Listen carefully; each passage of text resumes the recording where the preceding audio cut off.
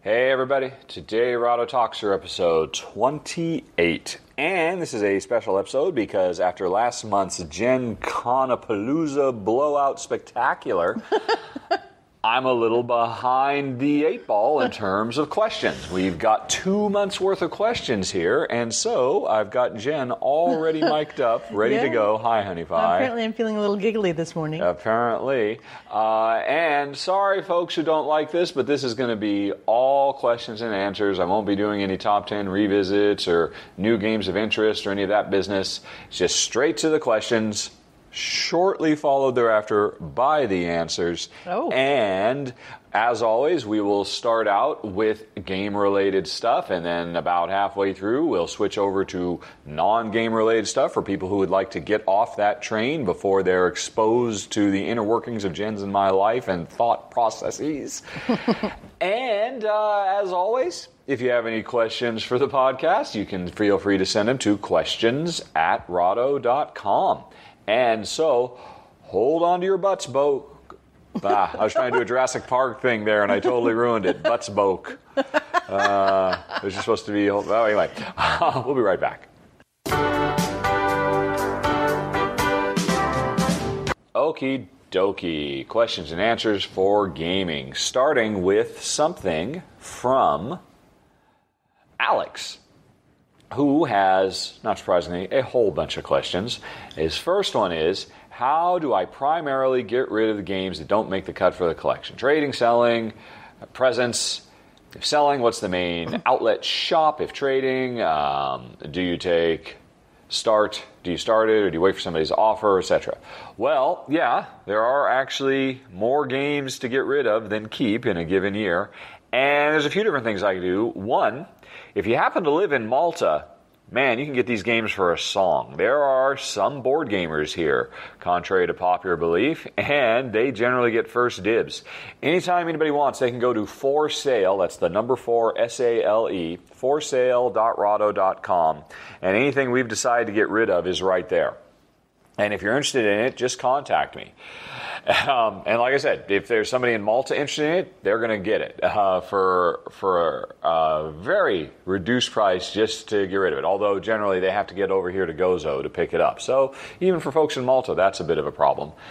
And after that, there are a few folks who frequent that and who are willing to pay the shipping. Like, actually, shipping to Greece isn't too terribly bad from Malta. Shipping to most places in Europe is pretty expensive, but there's a few countries where it's not so bad. I think Spain isn't so bad either. So occasionally people contact me because they know about the forsale.rahdo.com, and I say, okay, here you go. I'll box these up. It'll probably be an additional 15 euros in shipping if you're willing to pay that. And so a good deal just go that way. There's actually a couple of game groups in Malta as well, and occasionally I just donate games to them because they could always use more games. Those are for the ones that are a little bit less exciting, a little bit less hot, or the prototypes. Oh my, so many prototypes. Of course, you can't sell those. They have no retail value. So if anybody ever visits us, they walk out of here with a prototype of something or other. One of my friends in Malta is actually a college administrator and runs the video game design program, whatever you call it. What, Honey Pie? Oh, I was going to say section. Section of University of Malta. And so he's always happy to take a lot of those prototypes and give them to the students and put them through design exercises, saying, hey, forget what the game originally was, here's a bunch of pieces, make a new game. So a lot of the prototypes go to a good cause that way. Otherwise, whenever we travel someplace, we try to sell them there. Often, Jen, when she travels to the States or the UK, I will run an auction, and I'll announce it on my guild.rahdo.com before she goes. But this year, she's traveled twice, and she didn't do it either time because she was just too overloaded with other stuff. The other main avenue is Essen Spiel. Every year at Essen Spiel, a month before the show, so I got to get ready to do this, I run an auction on Board Game Geek for games that I haven't gotten rid of any of those other capacities, and people can bid on them, and the high bidder, I end up taking them to Essen Spiel and handing them to you in person, usually at those math trade meetups every day at noon. So, It's some combination of that stuff. And a bunch of games are clogging up our closets as well. So there's also that. Have you ever put a board game in a garbage bin? Oh, no, that's terrible. That's such a waste. There's always something better to do. No, there's always somebody who would like it. Yeah, no, he's referring to... Yeah, I know. You know about that? Yeah, remember? It broke my heart. Really? Okay, Yeah. wow. I don't remember that you knew. I guess it wouldn't literally break, but it made me feel really bad. Yeah, definitely. Let's see. How did you transport the games from England to Malta? In a big shipping container. Yeah, the company that hired me. It was just a lorry. Remember, you weren't there. They backed up to the house and they took our stuff. The same way you do. Well, the stuff we brought. Household. We didn't bring any furniture. We brought very little furniture. Very little, yeah. But a household move. I had stuff boxed up and ready to go, and they came and took it away. Yeah. And then it took, 4 weeks or something? Oh. I don't remember. Anyway, to get here. Yeah.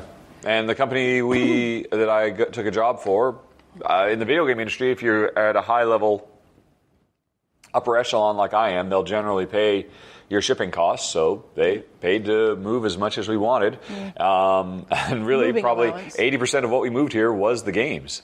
Well, you would know better because you had to box it all up. Yeah. Oh, yeah, of course. And Jen. So my job and Jen's job are what got moved over here. Yeah.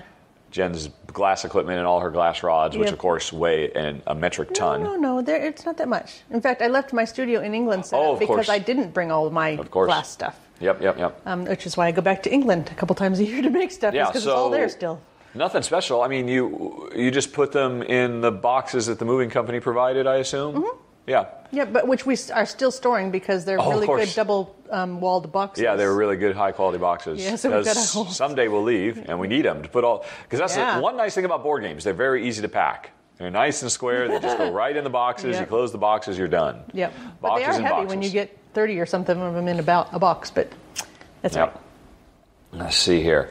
LeiriaCon 2018 will have an extra day, and it'll be warm and sunny spring. What is it? Aircon? LeiriaCon, the one that I went to Portugal.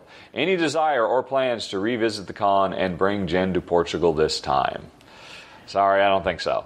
I've done it, been there, done that, and it's worth noting. The conventions we've covered recently are because the convention was willing to help get us there. They were very generous. Yeah. Well, no, they paid for the airfare, and they found a place for me to stay. And in exchange, I showed, and therefore I brought my celebrity presence, whatever that's worth. But I think I probably provided a little bit more use by actually filming a run-through of the convention so folks could know what it's all about and decide if they want to go next year. So I'm willing to do that for anybody. Because the thing is, it's funny, when I was a video game developer, I flew all over the world. I flew a lot. Tons and tons of flights. Yeah. And I have to admit, I always really enjoyed it. I enjoyed the travel, and I put up, I'm 6'3", so traveling economy is a pain. But I put up with it because I wasn't having to pay. When my company was paying to fly me all over the place, I'll suffer the discomfort. But now that nobody's paying, I don't want to travel anywhere. I am not willing to suffer that discomfort if I'm the one having to pay for it. So, while board game conventions are nice, I'm really not willing to pay a few €100 to have to, or a few thousand, depending on where it is, to fly there and be really uncomfortable for a long time getting there. So, if the LeiriaCon wanted me to come back, I'd be happy to go. But, it was a good time last year. I had a good time. Don't need to go again. So, probably not. And that's it for Alex. Moving on to David. Last month, he asked about the Kennerspiel, and I was an idiot and just talked about the Spiel. The Spiel des Jahres winners, not the Kennerspiel. He's happy to hear it, but could you please talk about the Kennerspiel now? And, of course, now, this is 2 months ago, because we're way, way late, and I don't even remember. Let's see, what was it? Kennerspiel. Hard to spell. I'm having a hard time this morning. Normally we do this in the afternoon, but Jen wanted to do it in the morning, and I'm not really frosty yet. All right, Kennerspiel 2017 winners. Come on, Wikipedia. Oh, all right, there we go. Congratulations on the winners. Kennerspiel des Jahres, Board Game Geek. Sorry, folks. 2017. The nominees are Exit the Game and... Oh, no, that's just the winner. All right. Oh, come on. All right, Terraforming Mars, Raiders of the North Sea, and Exit the Game. And Exit the Game is the winner. I would have preferred... Didn't I actually talk about this? Surely I talked about this, didn't I? Really? You want the... David, you want the Kennerspiels? I enjoyed hearing your thoughts. However, could you give your thoughts on the nominees and the right game one for Kennerspiel? Okay, yeah. Well, I would not have thought Terraforming Mars would have won in a million years. Honestly, I'm not quite sure why it made the final nomination because it's not. I don't think it fits within the wheelhouse of what the Kennerspiel is supposed to be. People think the Kennerspiel is supposed to be a nomination for like really big, heavy, complex gamers games, when in fact, Kennerspiel you have to look at within the context of the regular Spiel. Regular Spiel are light family gateway games. Kennerspiel, as a general rule, are gateway pluses, are the things that a light, casual, gateway-friendly family might play if they're ready to take the next step. So generally speaking, they're not supposed to be big, heavy, long, and that's the big thing about Terraforming Mars that I would have thought would have kept it from being nominated in the first place is it's so crazy long. It's not family friendly as a result of that. And and the drafting and oh my gosh. So I never would have thought that would have made it. It's a great game, but I was really surprised it even got nominated. Exit and the Viking game Raiders of the North Sea. Personally, I would have loved Raiders of the North Sea to have won. Just because it's a little independent game from a guy who's doing it all by himself in New Zealand, Shem Phillips, and man, it would have been life-changing for him. I wanted that one to win because I want the little guy to win. I mean, Exit is from Cosmos. Exit already has a lot. I mean, Cosmos is a big deal. It was already a big hit. It didn't need to get pushed into the stratosphere. It would have been amazing. And I'm not saying it didn't deserve it. Raiders of the North Sea is a fantastic worker placement game. It's a perfect fit for the Kennerspiel.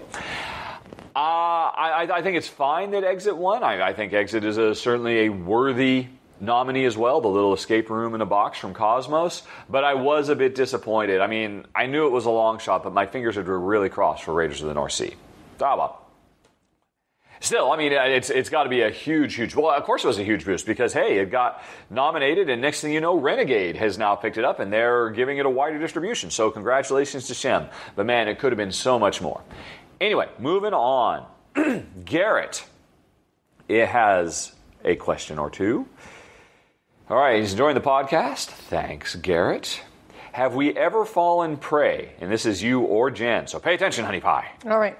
Have you ever fallen prey to fortunate gamer syndrome? I don't know if that's really a syndrome. I think that might be something Garrett is making up. I don't know if that's acknowledged by the AMA or anything like that. But what does it mean? So many games, constant influx of new games, rarely get to play the old ones. But then you finally go and play an older one that you rank highly and find it's not as good as you thought or remembered, especially compared to what came out most recently. Do I have any memorable examples of such events? And to that end, would you be willing to replay your yearly number ones from 2009 to 2016 and see if they're still high in your estimation? Wow, that's a great question. Well, I don't know that happens very much. In all honesty, I tend to find the more we play a game, the more we like it. I mean, I just recently, while you were gone, I did a top 10 most games we played. So I had to figure out just how many hours we spent playing games. Not just how many times we played it, but how many hours we spent. Yeah. And it was a recurring thing. The more we play a game, the higher it ranks. It just goes up and up and up and up. Games we play less tend to get ranked lower. And the more we play it, the more we find, the more we discover, the more we fall in love with it. It tends to be the case. That said... Okay, so Pandemic Legacy is probably our number 1 hour... No, it was not. Well, Gloomhaven was... Spoilers for the top 10, but it came out last week. Sorry, folks. But yeah, Gloomhaven, we put more hours into that than anything else. I've been gone away. This is my... So, sorry, spoiled it for you. You weren't going to watch it anyway. We played more It's tough. Pandemic and Agricola were very close, but I think, in spite of Legacy, we've spent more time in Pandemic. I'm surprised. I'm sorry, in Agricola, I mean. I'm surprised. Yeah. Well, I mean, for us, Agricola is a long game. Yeah, that's and true. Pandemic is not. And that's the thing. I'm not talking about number of times we played. I'm talking about number of hours we've played. That's true. Okay. So I think Agricola came out on top. The pre-play where I sit and stare at my cards for a while? That includes the 20 minutes you have to just sit in a quiet, sound-dampened room with no external distractions so you can plan your entire game. I tell him to go away. You literally she tells me to leave the room so she can just sit down and think with her cards.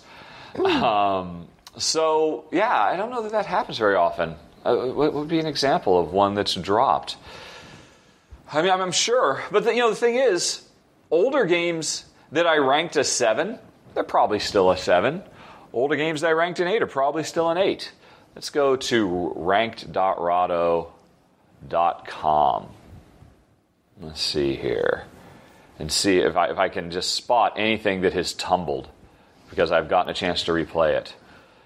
If we got to play more Castles of Burgundy, I don't think that would drop. If we got to play more Nations, we played a lot of Seven Wonders. We played a lot of Dominion. I don't know. I mean, Manhattan Project. Well, no, that you're talking about older ones. Shipyard. We haven't played Shipyard for years. Yeah. Do you remember Shipyard? It's the one where it has rondels inside of rondels inside of rondels, and we're building a ship. We put all the pieces together, and then you put the little pieces on the ships, and you have to run them on those. You have to take them on test runs. You don't remember this at all? I don't remember this. You'd think I'd remember a rondel. I don't think we played it since we've been in Malta. Oh, Daisy has just cuddled up inside Gert's circle. Yeah. It's adorable.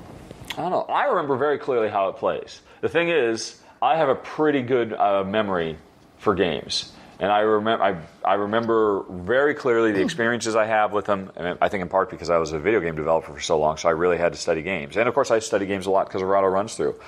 I bet if I go back and play Shipyard right now, I would wonder, gosh, this is so great, I have to rank it higher, not lower. So, yeah, I don't know if that happens. As for going back and revisiting all my top, what did he say? What was it? It was from 2009 to 2000-something. To 2016. What's my number one 2009 ranked game at rank.rahdo.com? Control F, 2009. The number one would be Peloponnese. We played Peloponnese not too long ago. It was the first live run-through we did for Rahdo Runs Through Live. That's the one where we're auctioning, and you get the landscape, you put it to the right, you get the buildings, you put it to the left. Yep. If we were to play that again today, honey, do you think your estimation of that game would fall? No, I don't. Yeah, it's a phenomenal game. It's an absolutely stellar game. And we played it not too long ago, a couple of years ago, or a year ago. Seven Wonders, you remember that. Do you think your estimation of that would fall? No. Moving on to 2011. Dungeon Pets, would your estimation of that fall? No way, man. Nope. Number 12, Escape, Curse of the Temple, was our number one ranked game in 2012. Do you think your estimation of that would fall?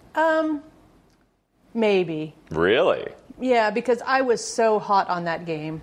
I was super hot. She was a bit cuckoo for Cocoa Puffs when it comes to Escape, Curse of the Temple. Yeah, and we've since played it again with more expansion stuff, I think. Yeah, that's the only time we play it is when a new expansion comes in. Yeah, and maybe it's just that I don't like the expansion stuff as much as I like the original, but I loved that game for many a play. So do you think you'd still love it? Oh, I still love it. I just don't know that I am as cuckoo for it as I was originally. Yeah, I mean, she was absolutely insane. It was in your top 10. I mean, to be fair, it has pushed its way out of my top 10. There's other things that pushed their way in. It used to be in top 10 for a while. Now it's in my top 20. Okay. Well, we exhausted it, though. I think we really, really, we might have overdone. 2013, Nations.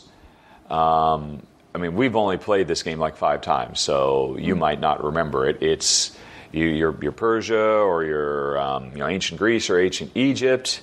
You have your big board, and there's a bunch of tiles that represent all kinds of civilization breakthroughs and leaders and stuff like that. Yep. And you have all your workers, and you put more and more workers on a given tile, so you become more and more powerful at that tile. You build up more and more military or more aqueducts, and at the end of the round, all the tiles produce based on how many little workers you put on them. And there's the war, that if somebody starts a war, the other person has to have, their military level defines how high the war is. Yeah. But if you don't have military, you can have stability to survive the war. Boy, I was with you for... I think I'm thinking of a different game, though, and so that's all I can think of now. Yeah, there's a few. Well, I know it's not going to fall for me. I don't know. I mean, Jen's never ranked it, but I'm confident nations would still stay very, very high. Number 2014, Roll for the Galaxy. Oh, no, for me it was Shadowrun Crossfire. For Jen, it was Roll for the Galaxy. Would either of those fall if we were to play them right now, Honey Pie? No. 2015... number 1 is, where is it? Is Pandemic Legacy. I don't think that's going to fall. That's not fallen. 2016 is, there you go. 2016 is Manhattan Project Energy Empire. Oh, well, that was I remember that game. That's where you have that round board and your different countries, and so you... No, you're thinking of CO2.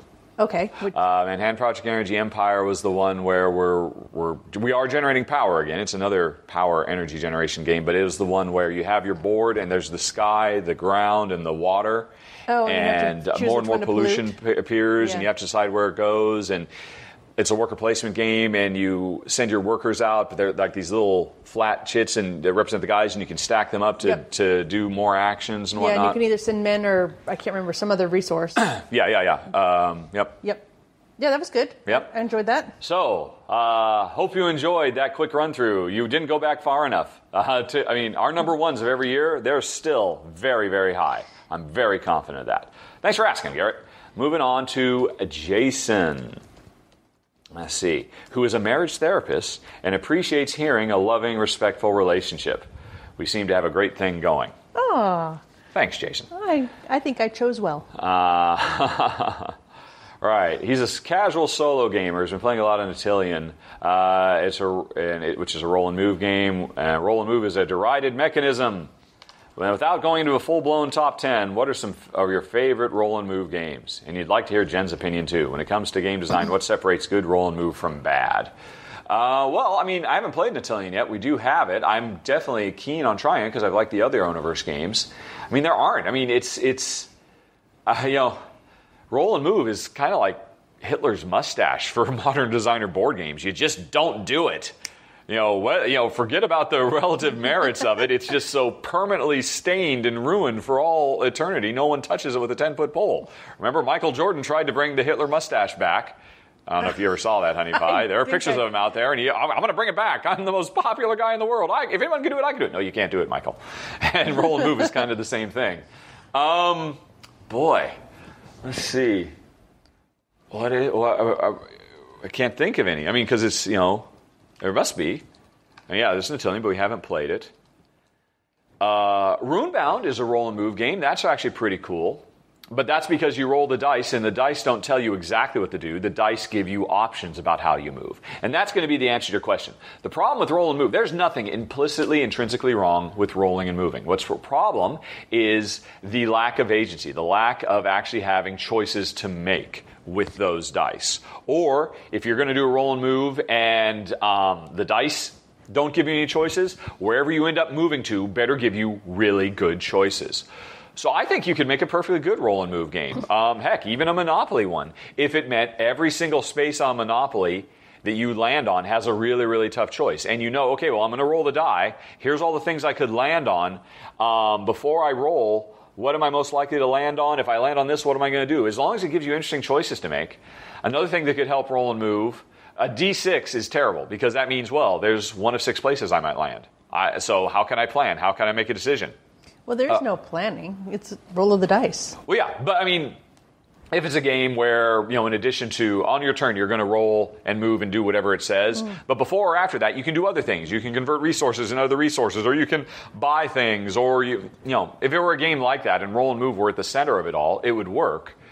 But it would help a lot if the dice weren't stupid D6s. If they were... this just came up in a run-through I did. Oh, it came up in the near and far run-through when I was talking to the guys about it.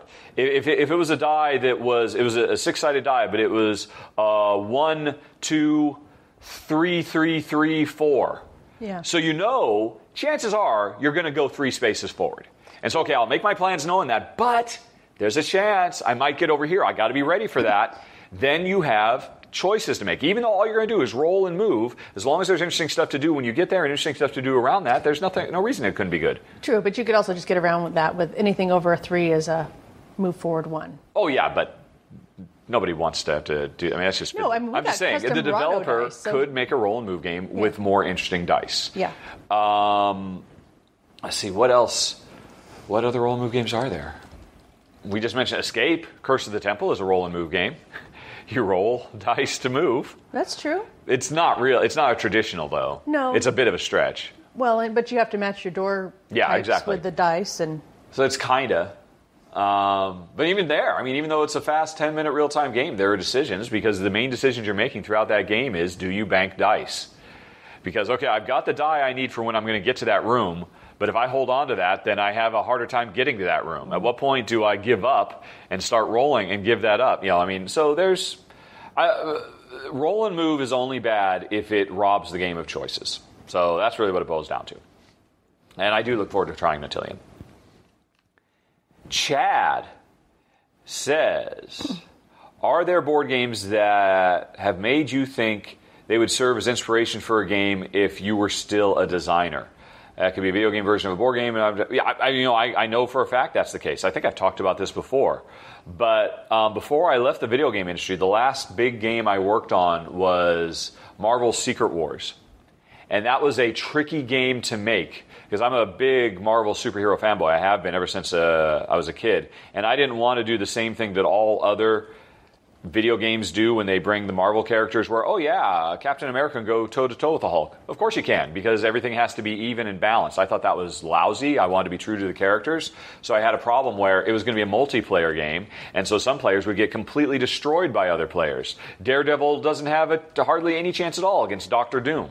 But I didn't want to cheat and make Daredevil super strong and Doctor Doom super weak, or to make that work. So I borrowed a gameplay mechanism from Small World. The notion that the more somebody passes over a given avatar that they can take into the world, that that avatar gets slowly more and more powerful as more and more upgrades get layered on it. So that was the notion. People might pass over Daredevil to get to the high powers, your Iron Mans and your Thors and whatnot. But eventually, every time Daredevil gets passed over, there was a force in the fictional world that would make Daredevil more and more strong. Temporarily, within the confines, we called them augments. He would get layered down with more and more augments until it was like Super Daredevil. And somebody, I gotta take Daredevil. Look at all this great stuff he's got. And yeah, he can go toe-to-toe with Titania or what have you.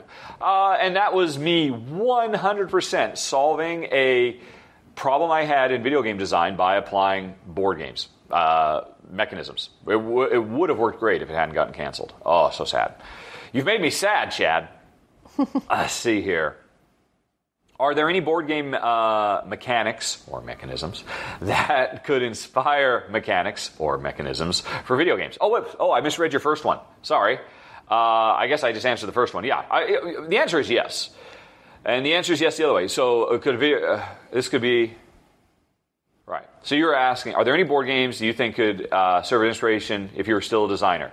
So this is the same question. Are there any board game mechanisms? Oh, you're talking about games and now you're talking about mechanisms. I just gave an example of a mechanism that could definitely be applied to a video game. Video game are very different beasts. However, are there any mecha... I'm going to stop saying mechanics. You're driving me nuts, Chad. I forget. It's fine. You say mechanics. It's just one of those few words that gets under my skin. He's got a bugaboo. Yep. I'm trying to let it go. I'm trying to be a better person.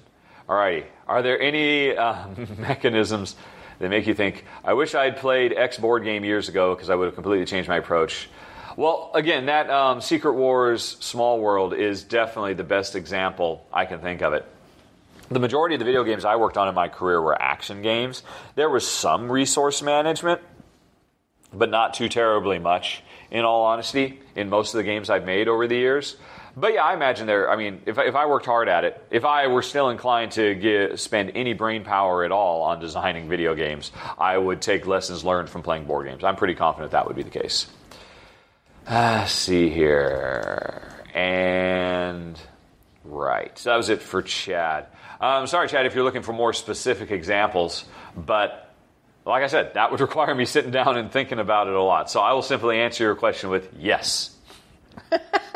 and provide no further examples other than the one example that I actually did employ while a professional video game designer. Daniel says, this is my question. After thanking me because I make his commute so much more pleasant. How much physical shelf space do we have, and how many games does it hold on average? Would you ever consider packing the components into smaller boxes and tossing the original boxes? Greetings from Deutschland. Let's see. We store our games on 4. They're Billy bookcases. They're the Billy bookcase line from IKEA. We have 4 standard ones, and I think this is holding around 350 or so games. We're cheating because I'm putting a whole bunch of them and stacking them up on the top, so they're kind of outside, and there's a few stacked on the side because they don't actually fit on the shelves themselves. But around 350 spread across 4 Billy bookcases, and that's just the games. Almost every time I get an expansion, I try to find a way I dump inserts, I do whatever I need to get those expansions to fit inside the original box. And often, I've done this in a few cases, wherever possible, if the expansion is a smaller box, I dump the original box and try to squeeze everything into the tinier expansion box, wherever possible. Let's see. So that kind of answers your other question about would I ever toss original boxes. I do, wherever I can, and put them into the smaller expansion box. And if that's not possible, I take the expansion box and dump them and put them into the original box. I try to put as much in as possible. I have not gotten rid of the box entirely and just put them in some nondescript cardboard box or something like that. Yeah. I would not want to do that because, in all honesty, I like the big, bright, colorful wall of games. Absolutely. Yeah, Why would we want a blob wall of brown Yeah, it was cardboard? interesting. A couple of years ago, there was a Kickstarter campaign where it was the ultimate board game storage system. And yeah, throw all your boxes away. And it was a big wall shelf thing, and there were like slide out doors, and there were like 5 holders. So you just put all the games inside these things, and then on the outside of the box, you just wrote down the name of whatever was in there, and you could put 10 games in the space of 3 game boxes, and it was very, very cool. But yeah, there's no way in the world I would ever do that because it's cool looking at all these games, all the cool, colorful art. Yep. But I can see somebody who has a more modernist house or something like that who wants a more streamlined look. Yeah, and I'm sure some people just don't care about the look. But we really like it. Yeah, so, Steve, oh my goodness. Steve has 8 game-related questions. And then a further 7 personal questions, which we'll come back to later. Steve is hitting us hard, honey pie. Although I'm doing most of the heavy lifting, I see. You are. And I didn't get any water before we started. Oh, dear. Excuse me for a second, everybody. Steve says, regarding prototypes of games, have you already told the designer you will definitely do a run-through before they send you a prototype? Oh, okay. When they send you a prototype game, maybe one which is on Kickstarter, do you have to send it back? It varies from case to case. Generally, what happens is, if it's going to be a prototype for a Kickstarter game, I ask them to send me the rules. Well, in some cases, I don't do that because I know it's going to be good because of the pedigree of the designer or because I'm just really excited about the game. That happens sometimes. And I've made a few mistakes sometimes when that's happened. But most of the time, I ask them to send me the rules, I read the rules, and try to make and I visualize what the game is going to play like. And I have a very good idea of whether I'm going to like the game or not based on that. Occasionally, I make a mistake still, but most of the time, I've got a pretty good idea. If I read that and I say, yeah, that doesn't look like it's going to be something we enjoy, I just tell them, sorry, thanks, but no thanks, have to pass. Sorry, I can't help. And if, on the other hand, if I do, I tell them, basically, okay, we'll send it out. We'll play it. And I intend to film a run-through. But bear in mind, if we do get it and it turns out we hate it, I will give you the option at that point to say, yeah, please don't destroy my game in a run-through. Because this has happened a few times. There have been a few games where I read the rules and I misread it, or whatever, and I thought, yeah, this is going to be really great. And Jen and I got it, and we're like, oh my God, we hate this game. This is really not very enjoyable. And it's not a fun email to write, but I write back and I tell them, look, this is our problems with the game. We don't like this, this, or this. I generally tend to give them a lot of feedback as well. And sometimes they take that on board and they change it. Sometimes they don't. But at the end of all that, I say, do you still want me to do the run-through? Here's what I'm going to say. It's up to you. And almost always they say, yeah, let's pass. Sometimes they do say, yeah, go ahead and do it anyway. Myth is a famous one of that, where I told them, look, here's everything I'm going to say about it. And they said, yeah, we can take it. We're big boys. Go for it. And that happens every once in a while. But, yeah, that's pretty much what it comes down to. In those cases where it turns out it didn't work out, first thing is, I'm sorry, I'm not going to be able to help you out here. Do you want me to send this someplace else? And often they do, and they'll have me send it to somebody else somewhere in the world. And and that often happens anyway. I just got back from the post office a couple days ago, sending on that copy of Clans of Caledonia that I had. Often they, I'm just the next link in the chain. It's going to get sent off someplace else. But often, probably 60 or 70% of the time, we end up with a prototype. And there's a space over there in the corner that we just kind of stack them up over time, out of sight, out of mind, and try to give them away.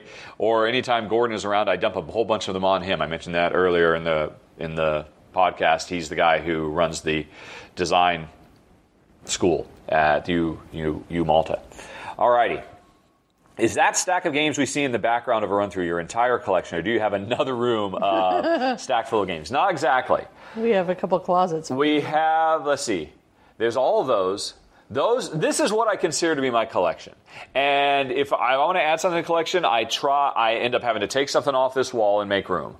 I have to do that all the time. I'm trying to stick to that. That said, we have our pantry in the kitchen is about 50% pantry stuff and 50% board games. But now, those are all the board games you'll find at forsale.rahdo.com that we're trying to get rid of or what have you. Or they are games that we haven't filmed yet. And so that thing you see in the background, that is the full extent of the collection. We'll give or take a few, but that is my intent, that I use these shelves as a hard limiter. Alrighty. Are you ever going to retrieve the games you have stored in the attic of your old house in Guildford? As I live in England, you want me to pop down and get them? Seems a shame that no one's playing them. It is a shame. It is a shame. There's something like 20 in there. Jen was just there a few weeks ago. She was in that very attic. How did they look, honey pie? Were they okay? Yeah, they're totally fine. They hadn't fallen over? No. They weren't covered with cobwebs? Nope. They were fine. They're just stacked in the attic. Yep. They're just hanging out. They're having a holiday. Yeah, they've had a holiday for many, many years. If we were ever to commit to moving to Malta full time, well, the big thing is, do we ever commit to giving up on that house? We dream of moving back to Guildford someday. We do. Yeah, I do too. Oh. It's not just you. It's mostly Jen, but Yeah. I loved living there too. Okay. So yeah, we both plan on at some point our lives will take us back in that direction. It may turn out at some point we might decide that's not feasible. We might say, okay, we got to give up that dream. We have to move on. It's never the same if you go back, as Jen likes to often point out. You can never go back. You can never go back. But I haven't really left, so. Yeah. Yeah, Jen still only has one foot in Malta and the other foot still in Guildford. So if we ever make that decision, that'll be the time where we go back and we clear out the attic, we clear out Jen's workshop so that we can basically rent the thing for more. Because right now, I mean, we're not getting the full potential out of using it as a rental place because it has a really great summer house that you can't use because it's got Jen stuff. And it's got a really big attic that you can't use because it's got all of our stuff. Yep. So if we ever make that decision, we'll go back and we'll get the games. Alternatively, if we ever move back, we'll get the games. Yeah. I think those are the two circumstances under which those poor, Woody and Buzz Lightyear-esque abandoned games will finally find love and joy once more. Okay. What percentage of games that you currently own were purchased by yourself, and what percentage were review copies from publishers? I would say at this point, it's tough to say.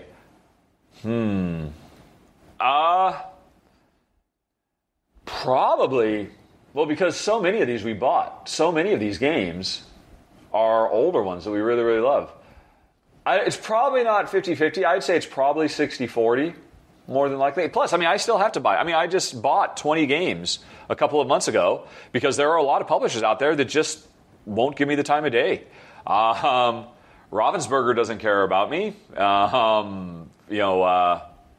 Who else? Lookout Games doesn't care about me, so I end up having to get those games via other means. So I had to buy Barron Park.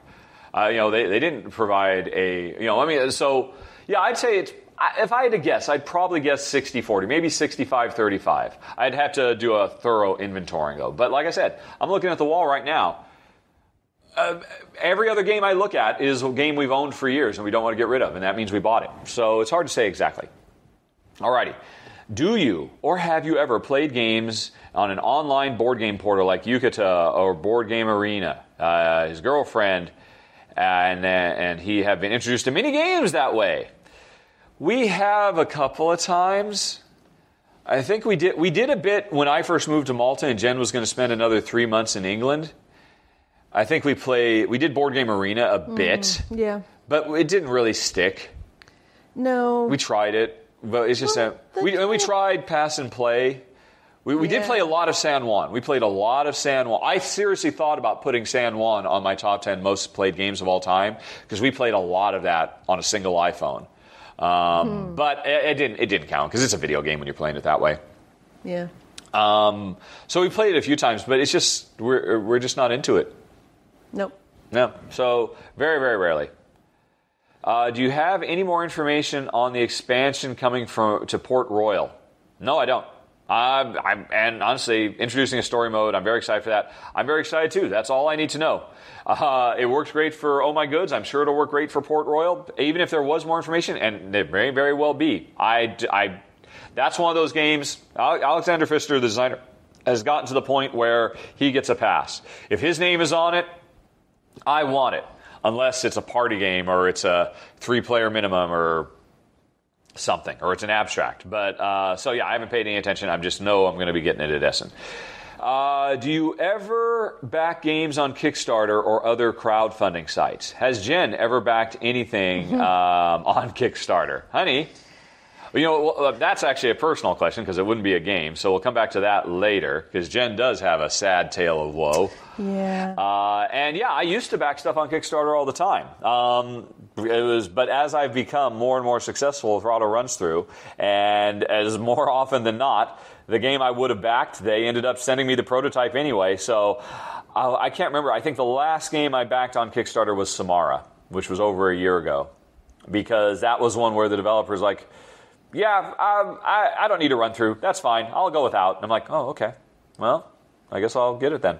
And then, ironically, Tasty Minstrel picked it up for distribution, and they ended up sending me a copy. So I've got 2 copies of Samara. That'll learn me for backing something on Kickstarter. I'm a fool. Right. We'll have to remember to come back to Jen's tale of the one time she tried Kickstarter, and she'll never do it again. Ever! Well, I don't know. I might do it again, but ever. That's just shopping. It's you can. When it boils down to it, it's just shopping. Kickstarter. Yeah. Let's see. My girlfriend doesn't like games with monsters, so that precludes me from playing a load of games. Gloomhaven would be her worst nightmare. What about dungeon pets? Those aren't really monsters. They're adorable. I don't know. It depends. I mean, I don't know if it's just. If it might be a psychological. Maybe they make her uncomfortable. Okay. The same. Maybe they give her the creepy crawlies. I really want to get Claustrophobia, but that'll be a non-starter. Can you recommend any 2-player, lightish games with no monsters? I've checked your top 10 filler games and noticed it's over 2 years now. Any plan on doing an updated one? Yeah, I'll probably do an updated one eventually. Sooner or later I'll run out of new topics and I'll just start going through the old ones. But in the meantime... I try really hard to make this easy for you, Steve. Just go to ranked.rahdo.com, and that is every game you see on my wall with me ranking it. Every single one of those games plays well as a 2-player game. So check them out. And honestly, the vast majority of them feature no monsters. Very few of them have monsters. If you want to limit it to a subset of weight, because like I said, you're looking for lighter games, don't go to rank.rahdo.com. Just go to Board Game Geek. Up at the top of any page, there is Advanced Search. Click Advanced Search, and then you go to the search page.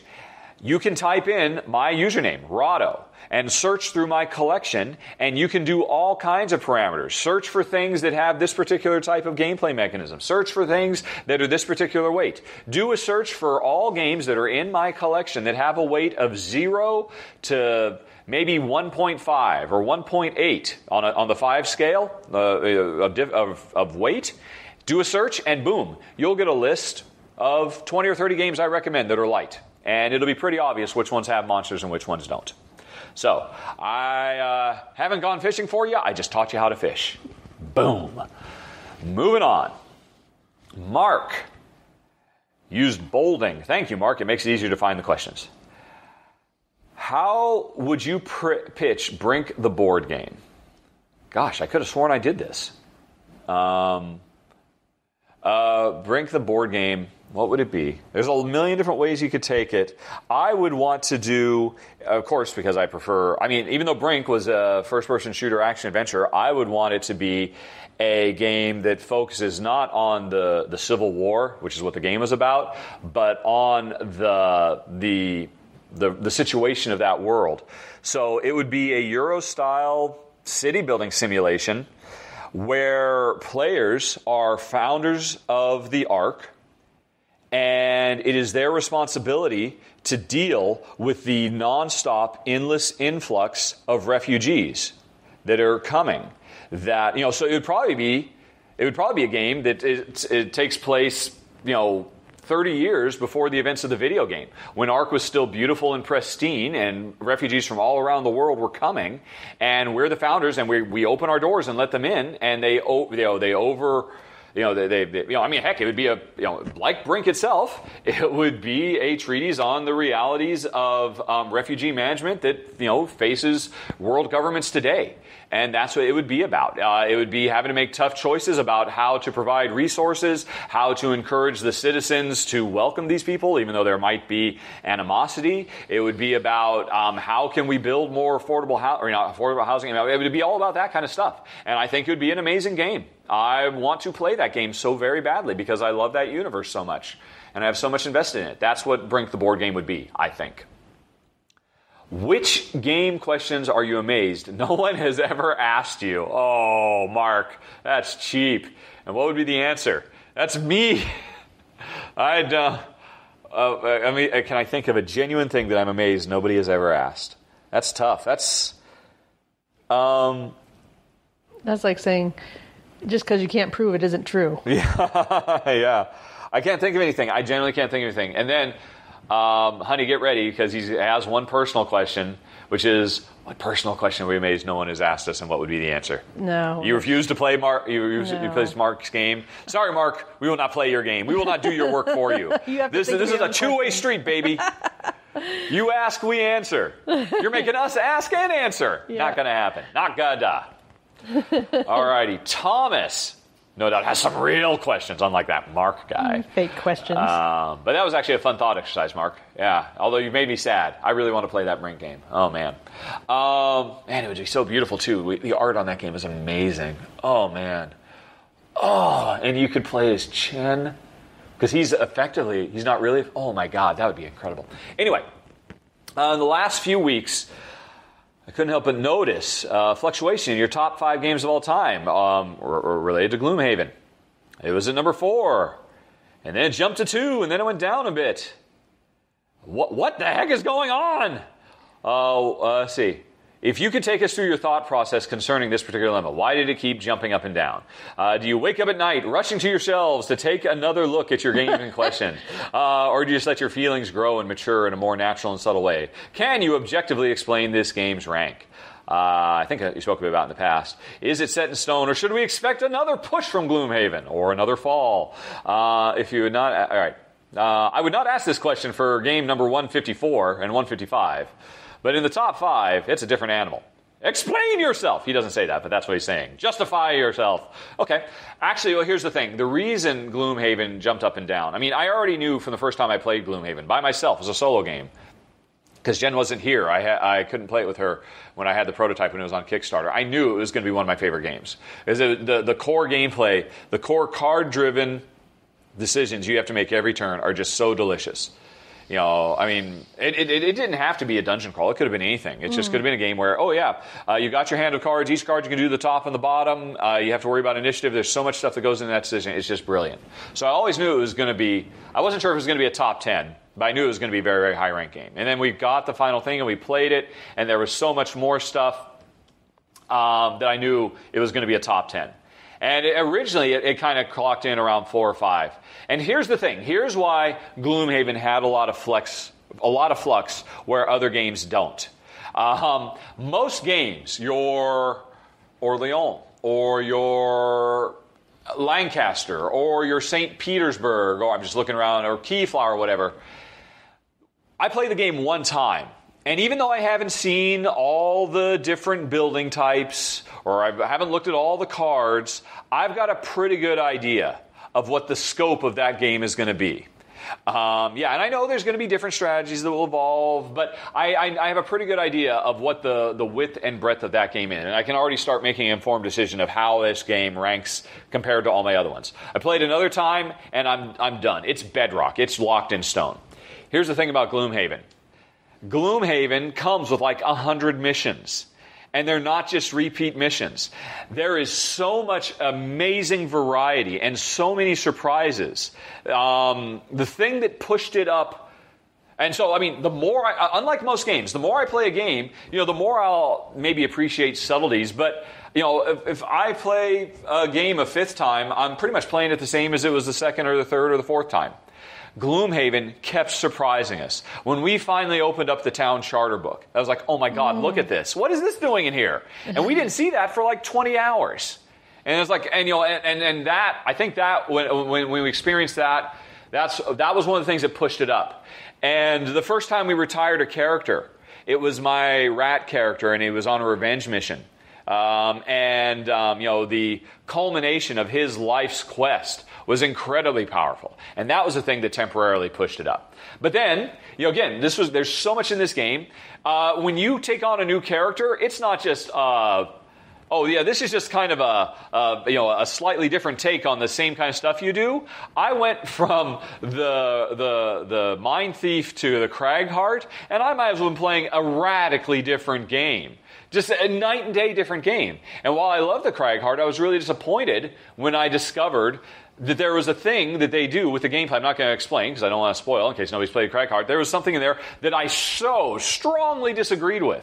I loved most everything that was in the way, but there was a rule that was introduced with the Cragheart that made it drop. That, I think, was that drop you saw.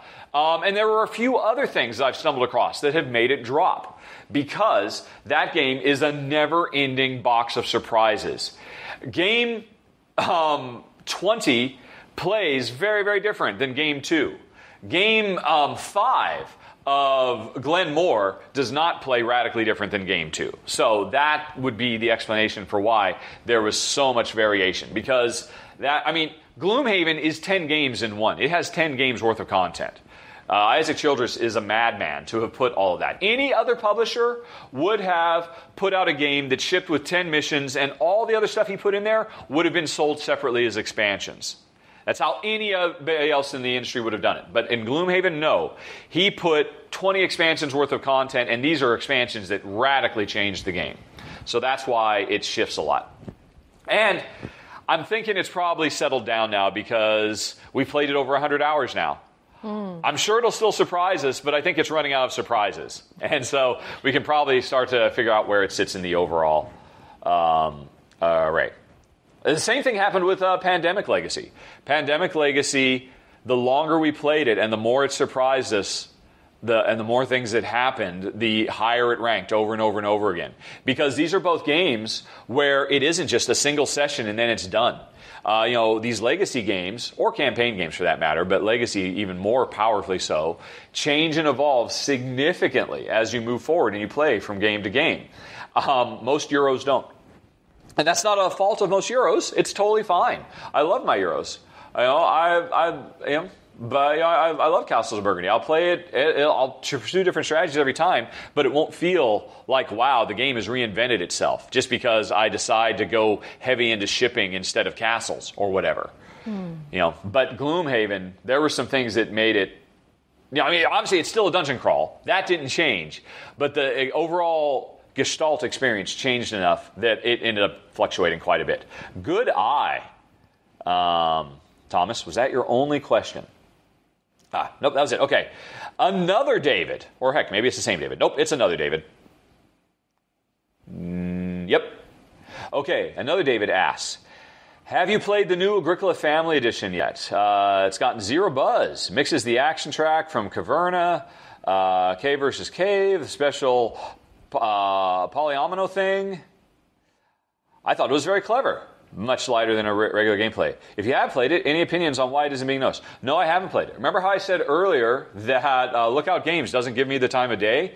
So they're one of the publishers. I mean, I would love to try it, but I have to admit, we love regular Agricola enough, and I just kind of dismissed it. Oh, it's lighter Agricola. We already love Agricola. And, they're not going to send me a review copy? All right, then that'll just be one that doesn't go on my list of things to do. That's fine. No big deal. I've got too many games to cover anyway. So, it never got covered.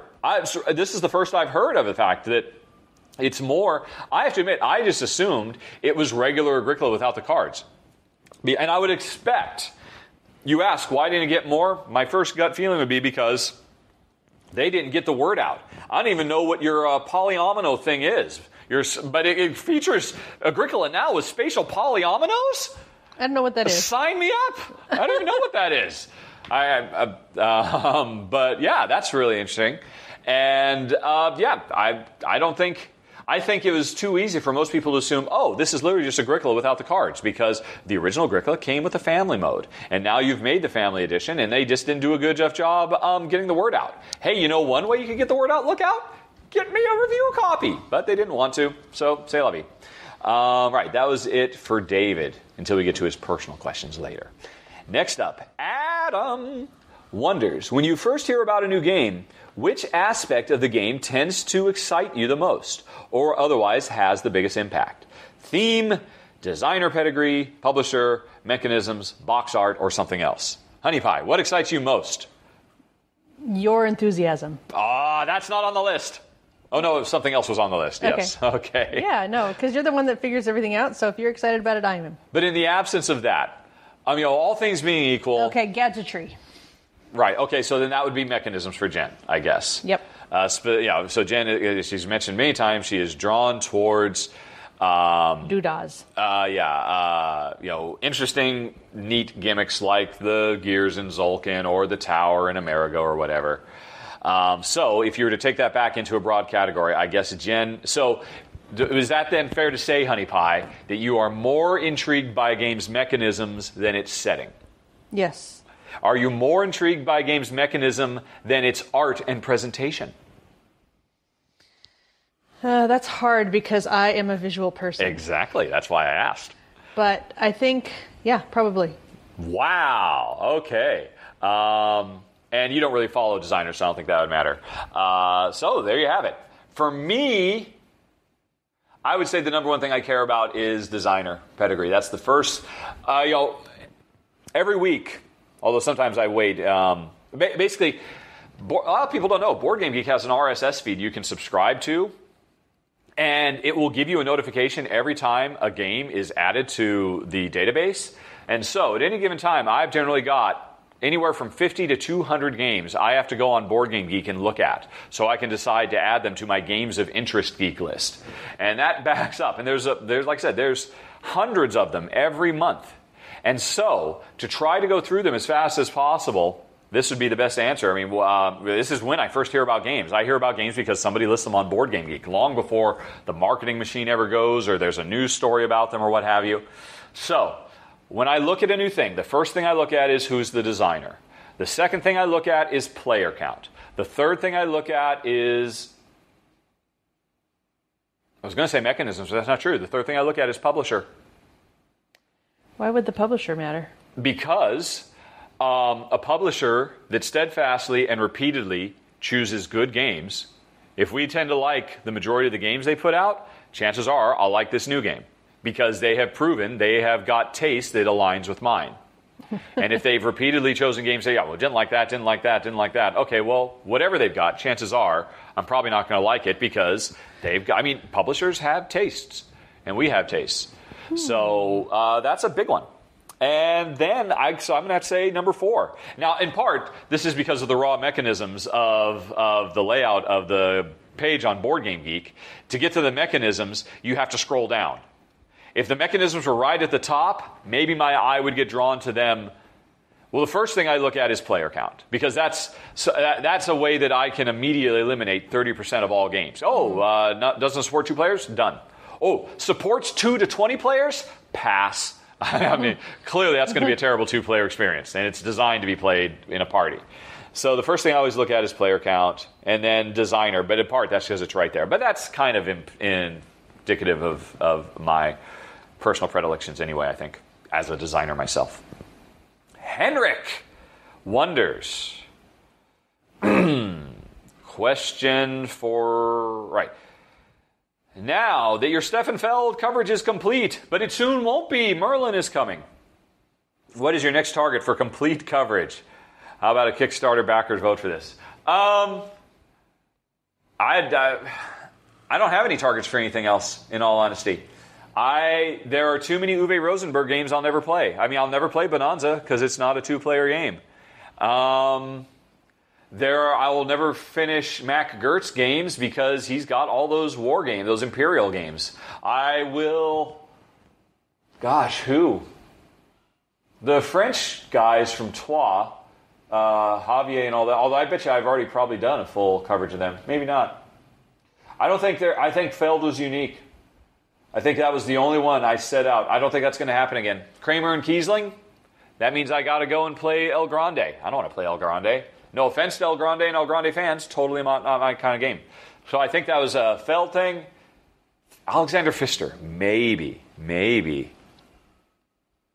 But he's got Witch's Brew, and that's a terrible 2-player game. It's a 3-player game through and through. So, yeah, I don't think it's going to happen.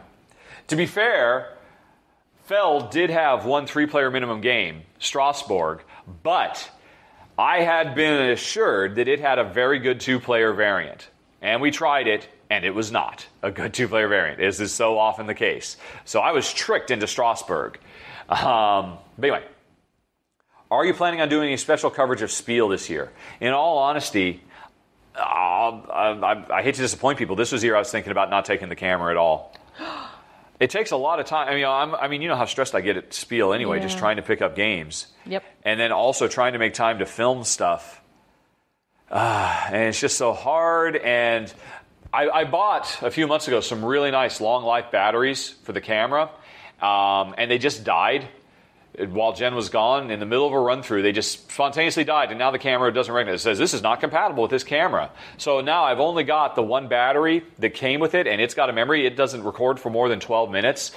So I was like, oh man, I got to go out and buy more batteries now if I'm going to try and do any decent coverage. And it's like, Essen Spiel is already work. I derive almost no joy from going to that convention.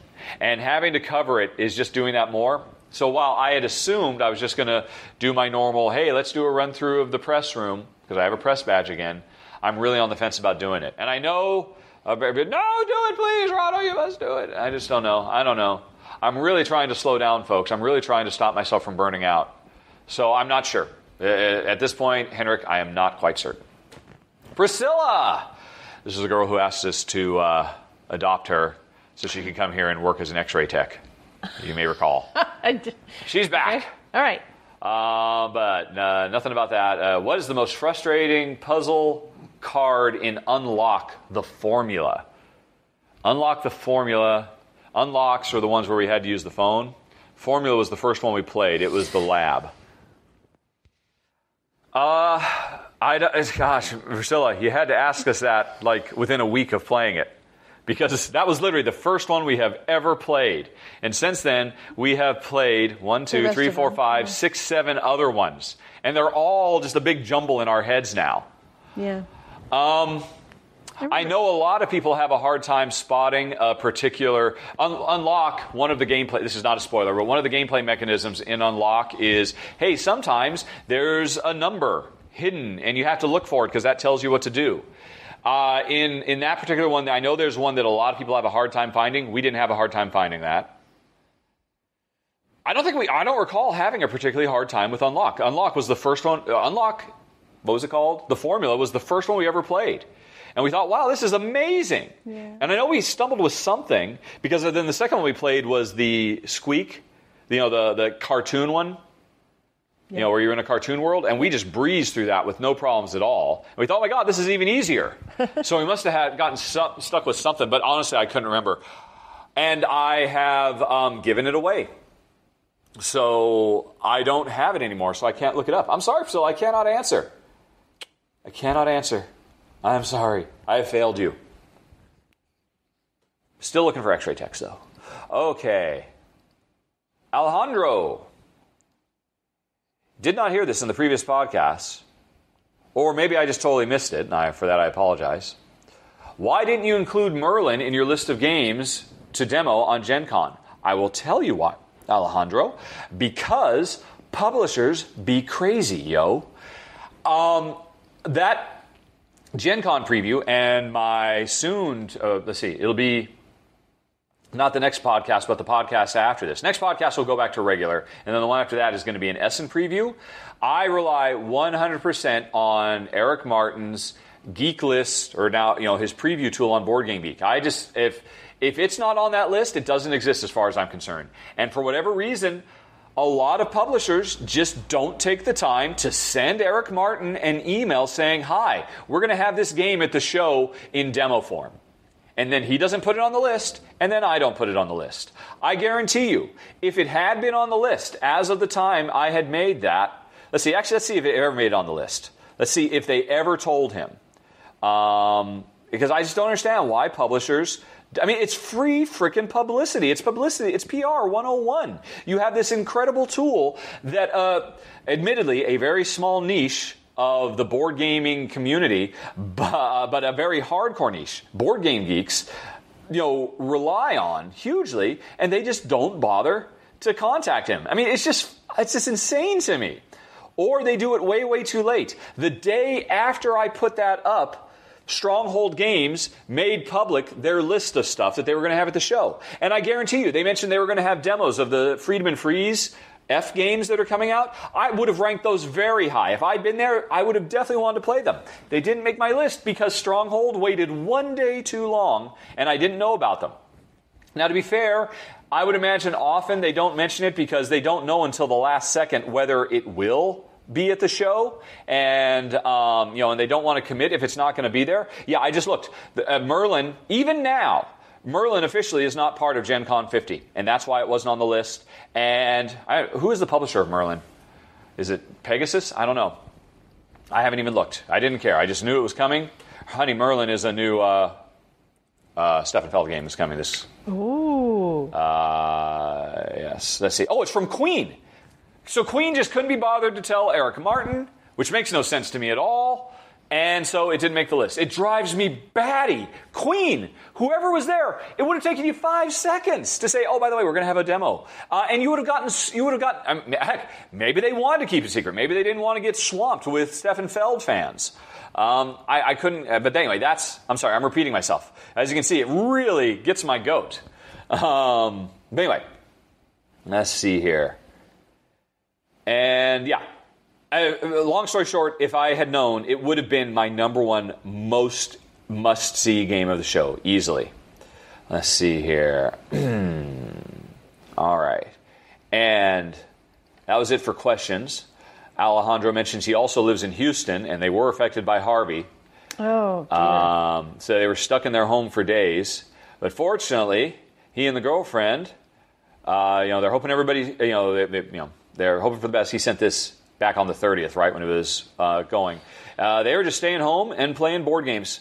During as the world raged outside, they just stayed home for a few days and just played board games nonstop. And that's beautiful. That's great to hear.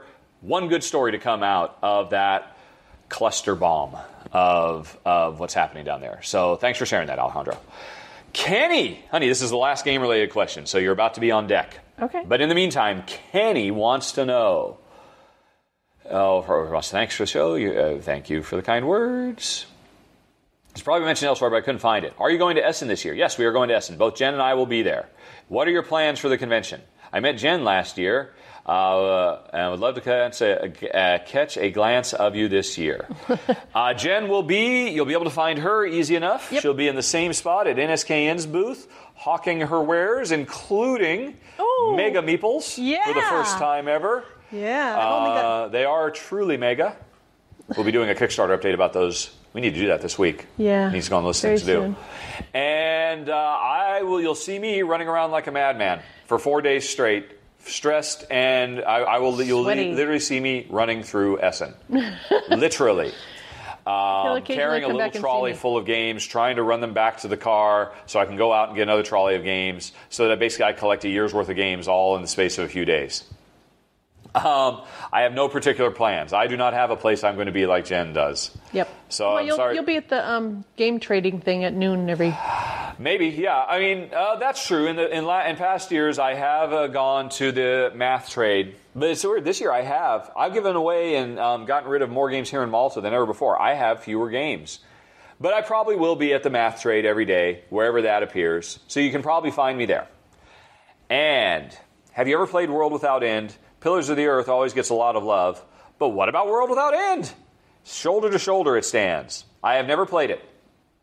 It's on the request list. I've never sought it out. I'd give it a try. But to be honest, we weren't the biggest fans of Pillars of the Earth. We thought it was not particularly well designed for 2 players. And so it's just not been a high priority for me. The new one, Column of Fire, is coming out, so that's definitely I'm interested in it. Although, again, I'm worried. Will it be good for 2 players? I don't know. I have World Without End, the card game, in German. And it unfortunately never gets enough thumbs on the request list, request.rahdo.com, to push it to the top so we could play it. It's just one of many games that have slipped between the cracks. And phew, that's it, folks. That was an hour and 10 minutes of Q's and some A's. Quite a few A's. And now I'm very thirsty. So let's pause for station identification. And I'll be right back with Jen. And Jen can take up the mantle. Honey, you got to do some heavy lifting here. We shall rest out. Your voice. All righty. Okay. Hold on, everybody. We'll be right back.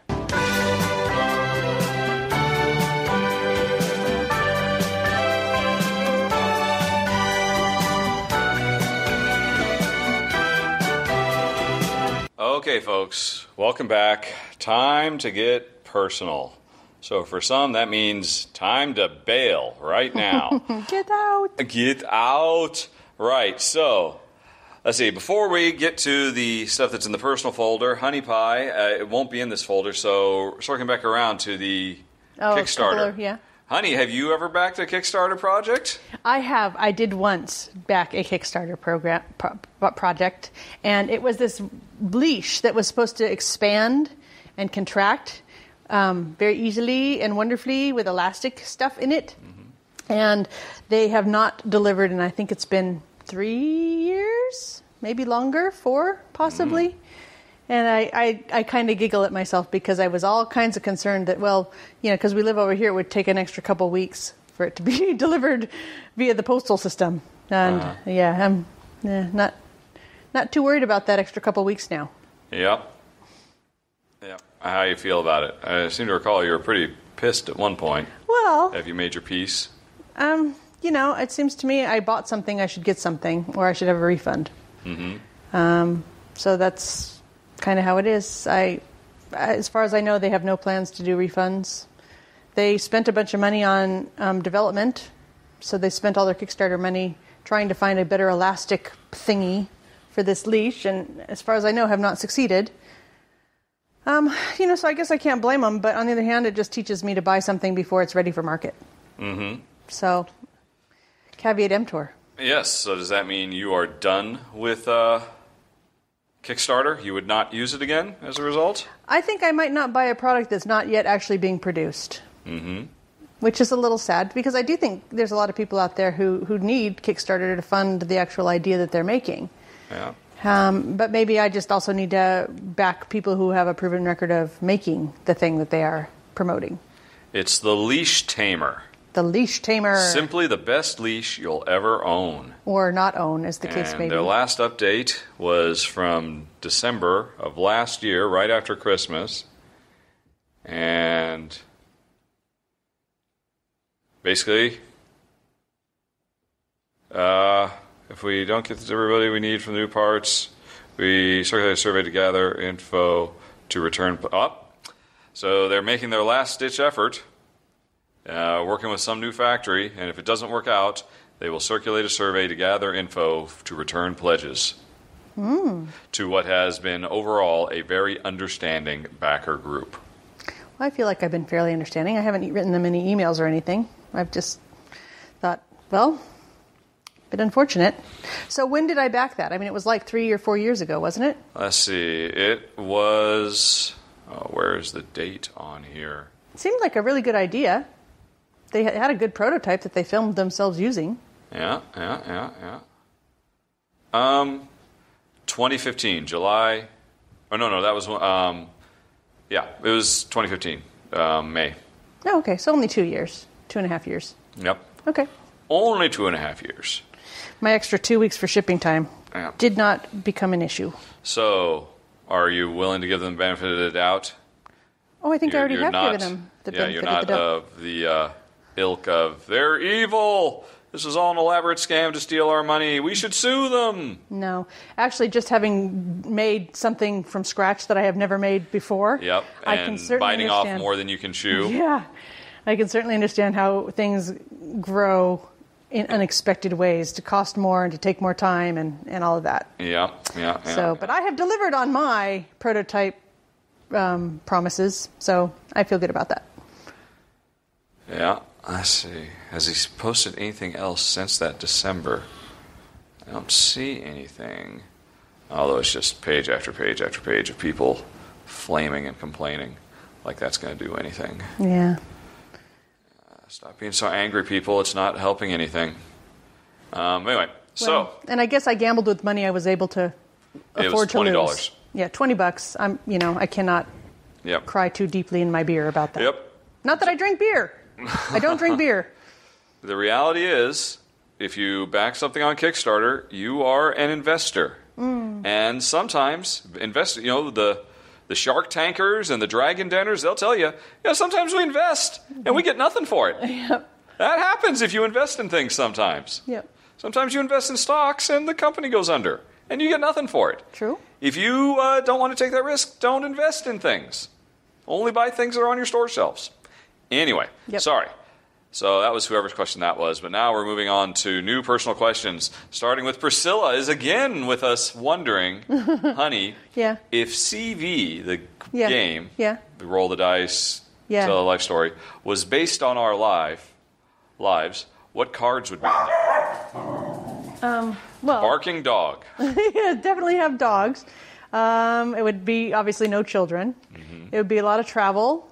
It would be minimal education, I suppose, since we both dropped out of college. Mm-hmm. I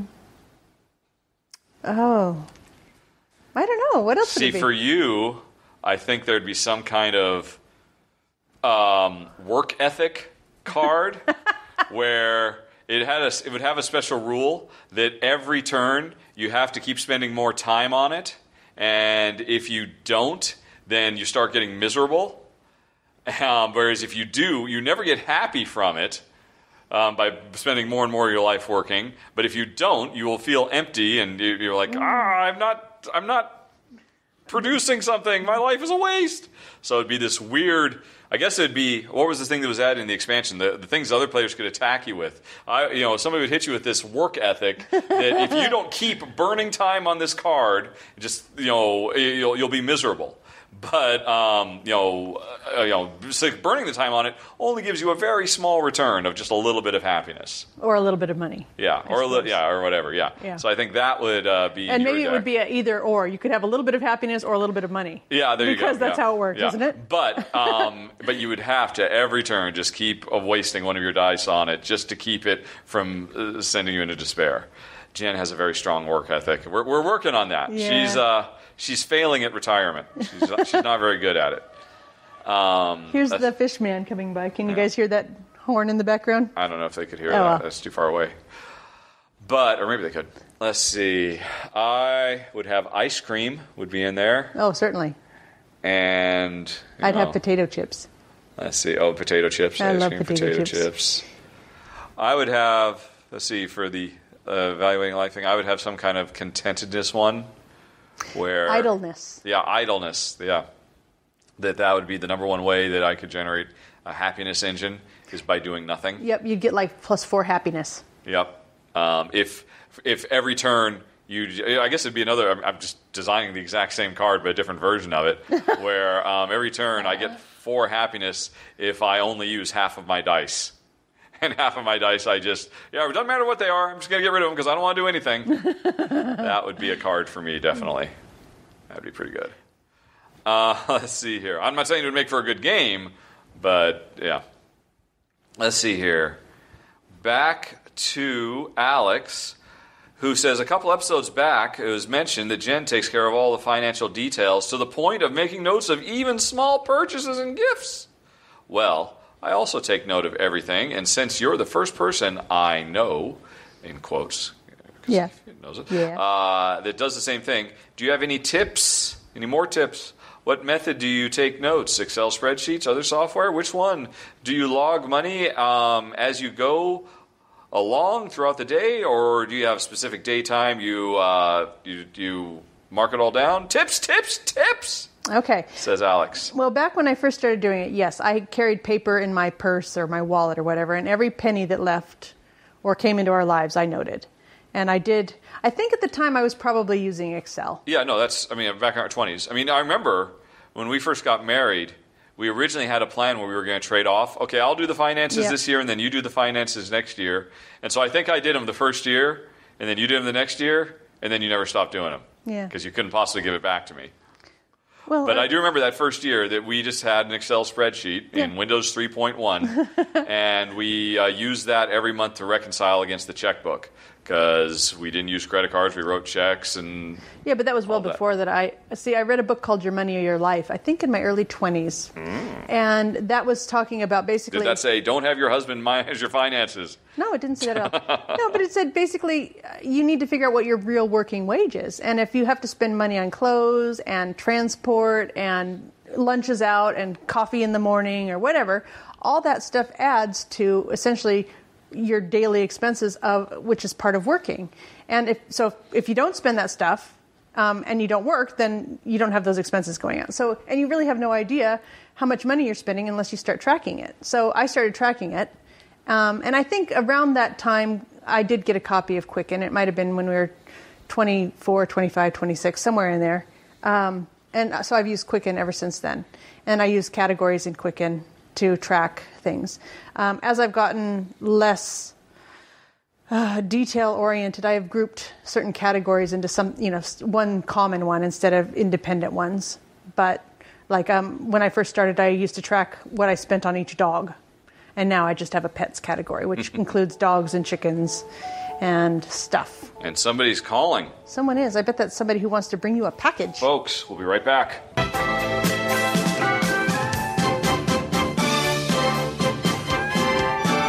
Okay, honey, you were in the process of categorizing, I believe? Yeah. So basically, that's how I do it. And we used to try and have a budget like, so $100 a month or something for the honey's games, and $100 a month for me for gardening or knitting stuff or whatever. She's talking about video games, folks. Yeah, video games back in the day. So, yeah. So, and then that just helped us kind of keep track of where the money was going. But it was amazing how, a couple of bucks here for out for lunch out, or $1 for a cup of hot chocolate here. I mean, all that stuff added up, and it was really interesting to see kind of where all the little leaks were. And so I recommend anybody do that just to see where their money's actually going and if they're getting the amount of pleasure out of that money. $100 a month for video games adds up pretty quick, too. Yeah, but so does, if you go and have $2 on coffee every morning for 30 days of the month, that's $60. Mm-hmm.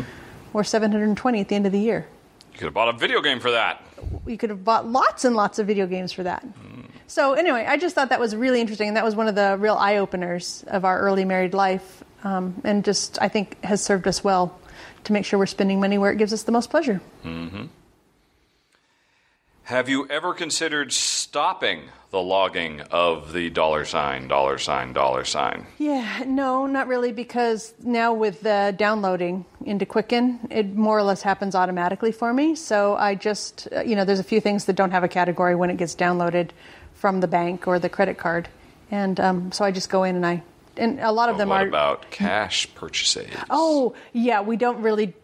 I generally log, so if I go to the post office... and I know I've spent $35 on that, and I took $100 out.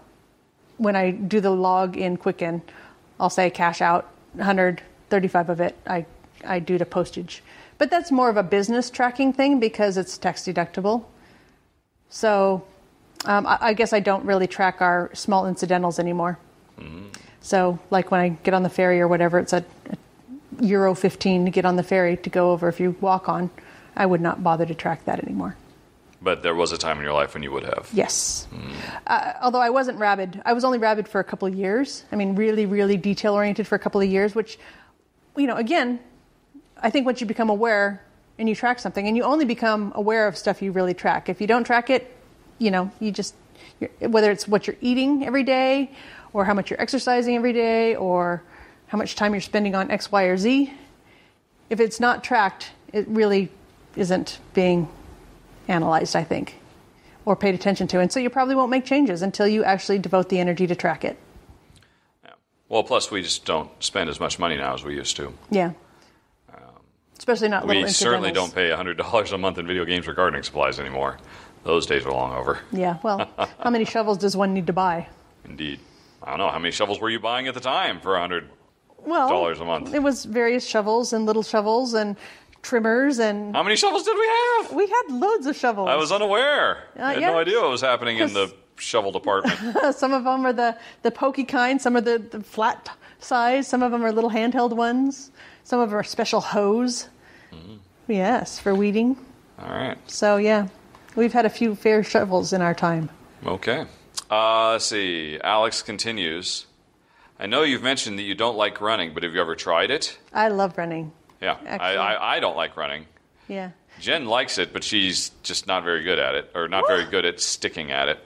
Yeah. No, when I have run, I have felt great, and I have loved it. So I just have to get back into it. It's the restarting and getting through that first couple of weeks where you have to overcome your mental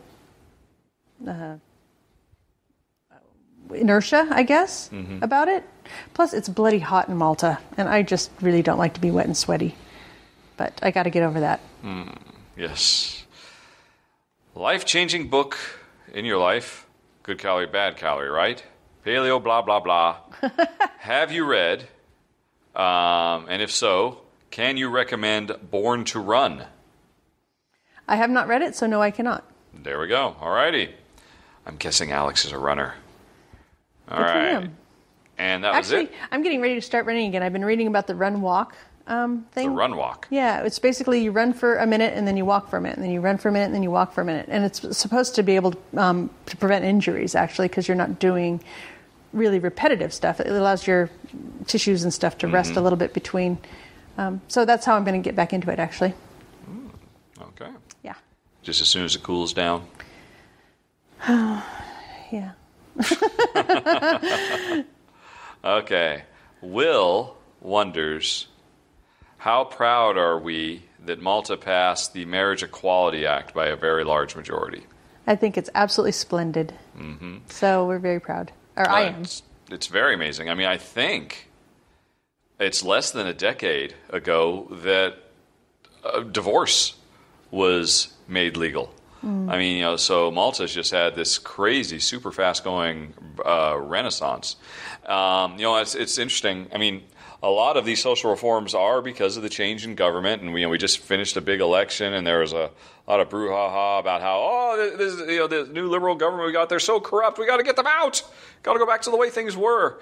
And while the rest of the world is Brexiting and Trumping and all of that, I was very happy to see that Malta stayed the course. Said, how about we just continue to make forward progress on these social issues that we've I think it's fantastic. Good job, Malta. Still got a long ways to go, but really making up for lost time. Let's see here. Then we move on to G, who says, all right, if you were mysteriously murdered by someone in the board game industry, publishers, reviewers, etc., who do you think would be the murderer? Who would be the prime suspect? And what would the reason, and what would be their weapon of choice? I think I missed this. This was actually supposed to be under game. But nothing has much to do with games. Who would murder me? What would be the reason, and what would be their weapon of choice? Well, obviously, it'd be death by 1,000 paper cuts. Why is that? With little cards. Card I cuts. see. No. I'm going to assume it would be Tom Vassell, because I'm catching up with him in terms of subscriber numbers, and he's worried about losing his top spot, and he'd do it by throwing me off the roof. How about that? There you go. There we go. That's the first thing I could think of. But now to G's personal question. You mentioned being a fan of the Beatles more than a few times. Whose solo career, after they split, do you like the most?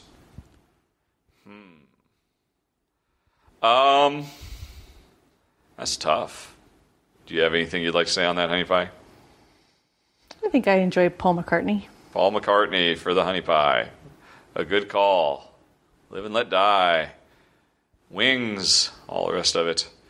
I have to admit, I'm actually... You asked, and the first thing that popped into my head, so I'm just going to go with my gut, would be George Harrison. It's because of the Traveling Wilburys. I think they only ever did 2 albums. Maybe 3? But I loved the Traveling Wilburys so much. And of course, it's a super band with him, Tom Petty, and Jeff Lynne, and was Bob Dylan in them too? I don't remember. This was back in college days. But yeah, I mean, I really love the Traveling Wilburys, and he had that one big hit in the '80s or the early '90s. But yeah, I'm going to go with the quiet one. Sing a little of the big hit for us. I am not. Just a little. What? Which one? Whatever the big hit was, because I'm familiar with the name. I got my mind set on you. I got my mind set. But it's going to take money. A whole lot of spending money. Yeah. Yep. It's going to take plenty of money to do it right, child. Yeah, and he repeated that same refrain like 50 times. It was not the best song, but it was a big hit. It was catchy. Yeah. It was definitely catchy. Let's see here. Thomas says, came across an artist, Carol Milne, Milne, through Facebook, who knits with soft glass and thought it looked really cool. Soft glass? Knitted glass. He sent a link. Okay. Have you played around much with soft glass, and will you now become a glass knitter? Golly, Carol Milne. Milne. This is not particularly exciting, so while Jen is looking that up, because she is intrigued by such things, we will move on to Steve, and we'll circle back around if Jen's going to start knitting glass now. So Steve had a whole bunch of game questions we've done. Now let's do his 7 personal questions. What game consoles did you own when you were younger? I had a Spectrum and then an Atari. Any favorite games like Lemmings? Have you made your life decision about knitted glass, Honey Pie? Just a minute. I'm looking. All right. Well, I'll answer. When I was younger, I had a Pong box in the 70s from Sears. I'm pretty sure it was from Sears. Might have been Penny's. Every department store had one at the time. So I had that. And then, I had, the Mattel baseball and football 2s. I had those. But then the real console, I didn't have an Odyssey one. I had an Atari 2600 of ECS.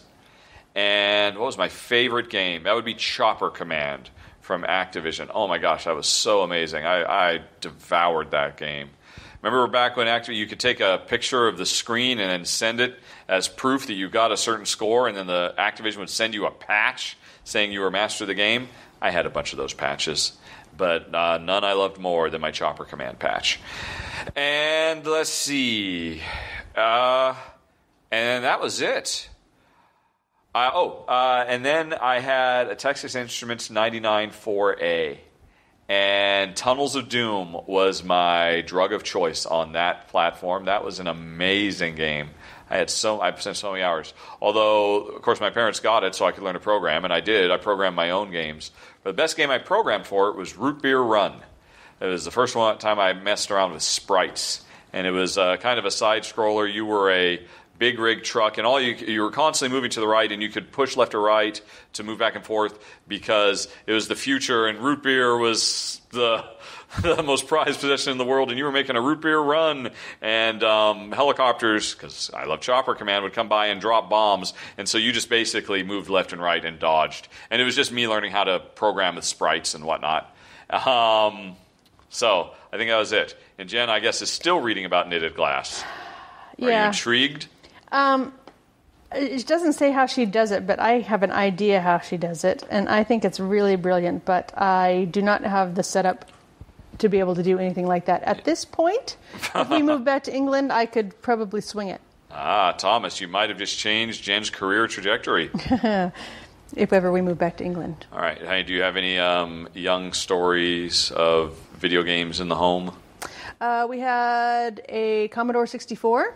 I was very jealous. I was stuck with that TI 9948. And I'm sure we must have had an Atari at some point. I'm sure we must have. Yeah. I wanted all of them. I wanted an Intellivision. I wanted an Odyssey 2. I was so jealous of that fancy game where you could put the piece of plastic over the keyboard and it was the map of the world you could travel around. And I wanted a ColecoVision and I wanted a Vectrix. I wanted all of them, but all I had was a 2600. But Chopper Command was really good. So you don't remember any particulars? Was there any particular game you liked playing a lot on your Commodore? I don't really remember any of them. No. I mean, Okay. Pac-Man was the first really good game, I thought, and Donkey Kong. Those were my two faves. But those would be arcade. I know. That's what I'm... So you didn't use the Commodore that much? Well, it was at Dad's. It was a work Commodore. No, it was... We saw my dad I see. every third right. weekend. Yeah, so you didn't spend too much quality time with it. And you don't remember if you had an Atari or anything else. I'm sure we had an Atari, but I don't know. Okay. Yeah. Do we have satellite TV in Malta, or do you watch terrestrial channels in Maltese? I have no idea. I assume, satellite TV is available here. I see plenty of satellite dishes, but we don't do that. We have a cable package, but in all honesty, we don't watch any local television at all. If I could get the local news in English, everybody keeps telling me, there's an hour that they broadcast local news in English. And I've tried it. I've never found it, so I just gave up.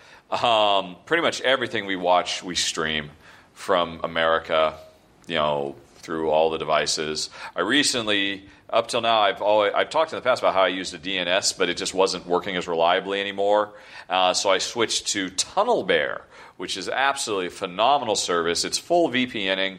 When I tried VPN in the past, things really slowed down. But Tunnel Bear doesn't seem to affect it much at all. It's really affordable. And I just tell the world, hey, I'm in America, so I'd like to watch American shows, please. And boom, Hulu says, oh, you're in America. Good job. Oh, Netflix, you're in a good job. And, of course, my mom, who still lives in America, and she has cable, so I'm able to say that we have cable, and I can give her account and whatnot. So basically, we're kind of piggybacking off of her cable to be able to watch CBS and stuff like that.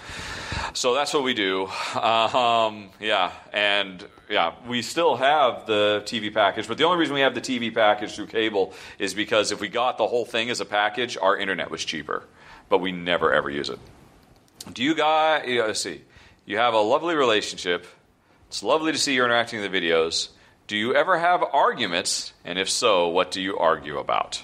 Oh, well, there's a good question, isn't it? Do you want to answer that? You don't have to. Yeah. Well, of course we have arguments. Okay. Not very many. All right. Because we've been married an awfully long time, so we've got everything all pretty much ironed out. Yeah, we've gotten fairly good at this. What did we last argue about? I remember we had a pretty good argy-bargy, mainly on my part, almost entirely on my part, because I was exhausted. And are you thinking about what I'm thinking about with the leashes? No. And walking that way? No. After I brought Gert home? I don't remember the particulars. Okay. I just remember every once in a while you get really, really angry. Yeah. Basically what happens is, I don't know, maybe it's genetic or something, but as a kid growing up, my mom always stuffed her feelings, and at some point there would be a straw that breaks the camel's back, and she would sort of, I don't want to say explode, but she would get really angry, and she would do stuff like go into the kitchen and throw pots and pans, or one time she broke a chair. I mean, she like karate chopped a chair into tinder.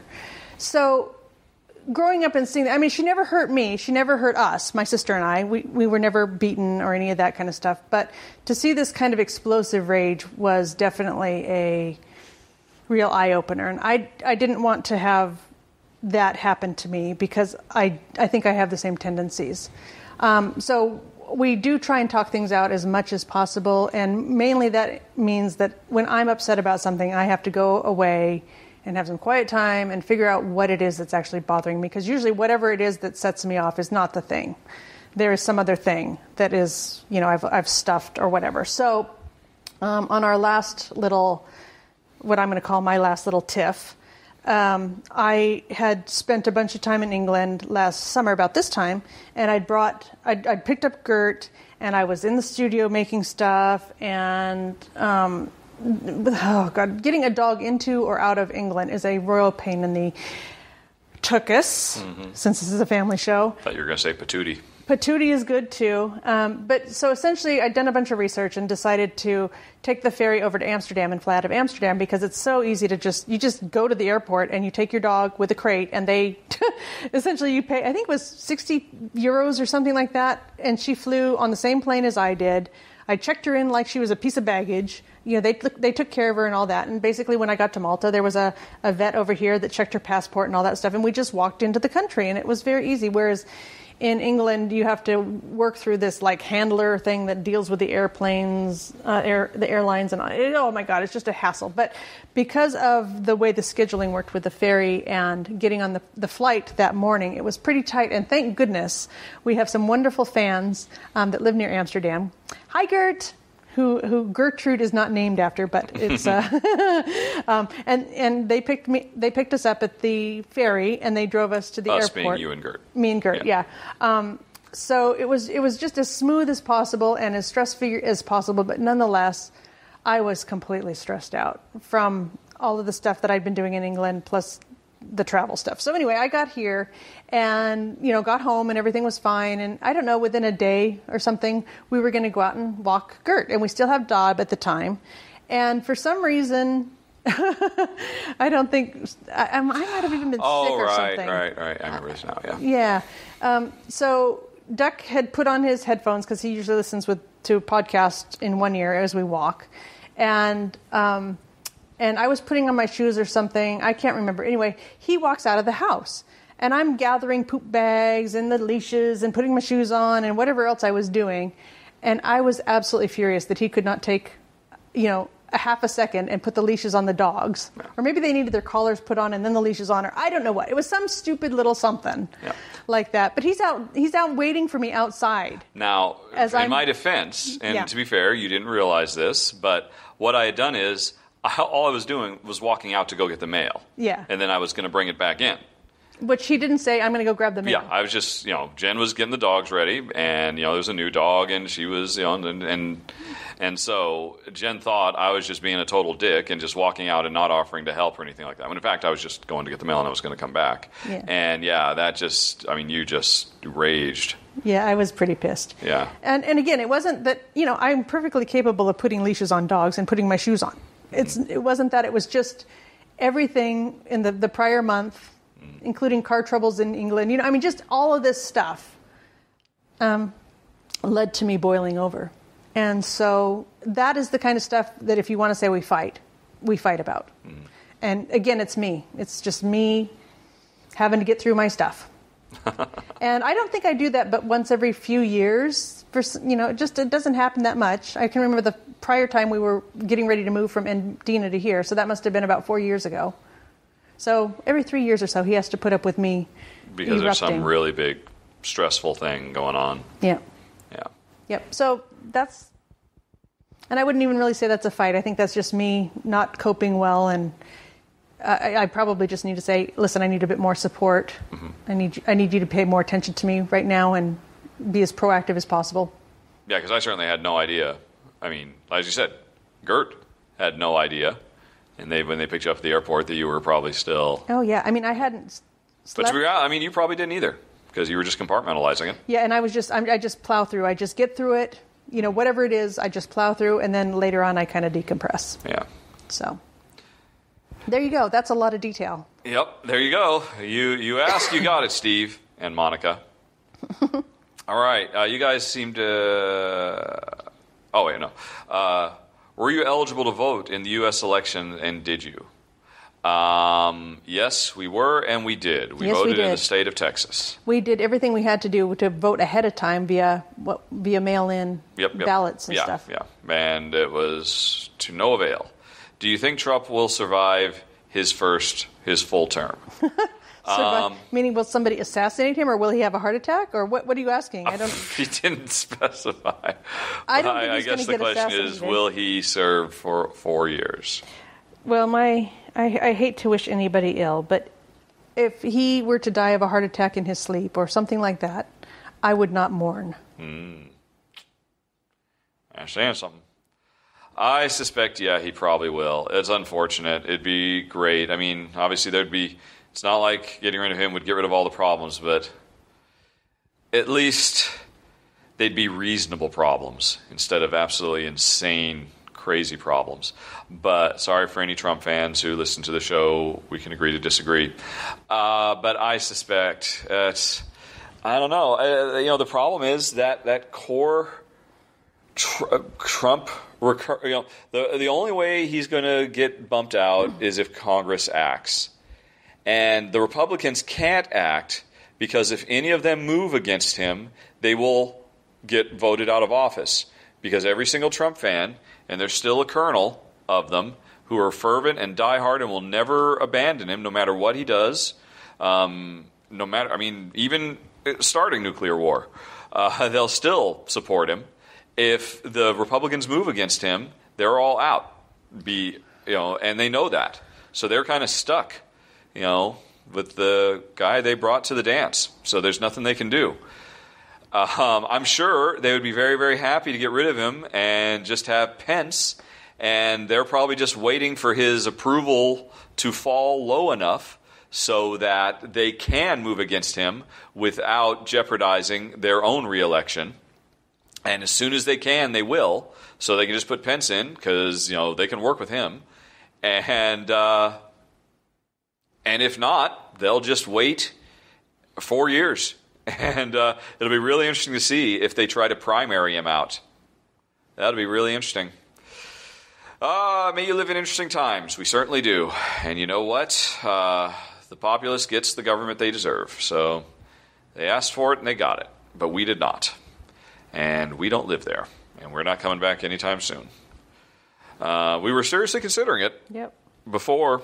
Because it looked like things were on the mend. Things were getting better. That the country was going in the direction that is compatible with our worldviews.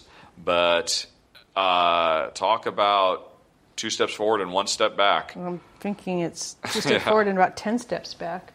Yeah. It's very depressing. Yep. Same questions about Brexit.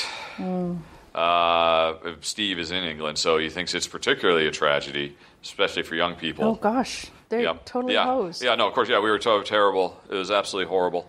I just keep hoping that they're going to just go, you know what, we can't come to an agreement about this, and there's far too much crap to have to sort out. Let's just never mind. Never mind. Well, yeah, particularly since it's entirely non-binding. Yeah.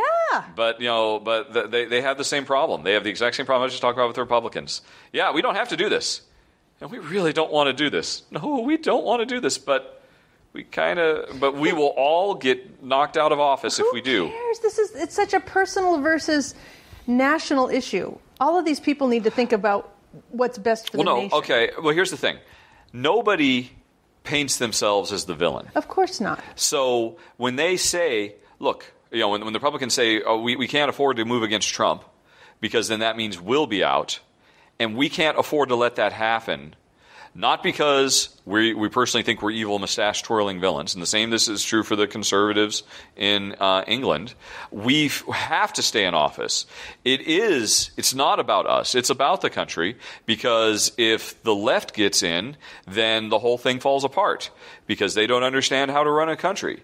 We're the only thing, this is the country's only chance, is us instituting our conservative values and ideals on a nationwide experiment. So we have to stay in. This is our only shot. And so we can't. We can't go against Trump. We can't go against Brexit. Even though in both cases they know they should, because they know the stupid minority. Unfortunately, I apologize for anybody who voted for Trump or Brexit. I apologize for calling you stupid. But regardless of their command of the overall socio-political impacts of their decisions, one thing is true about them: they vote.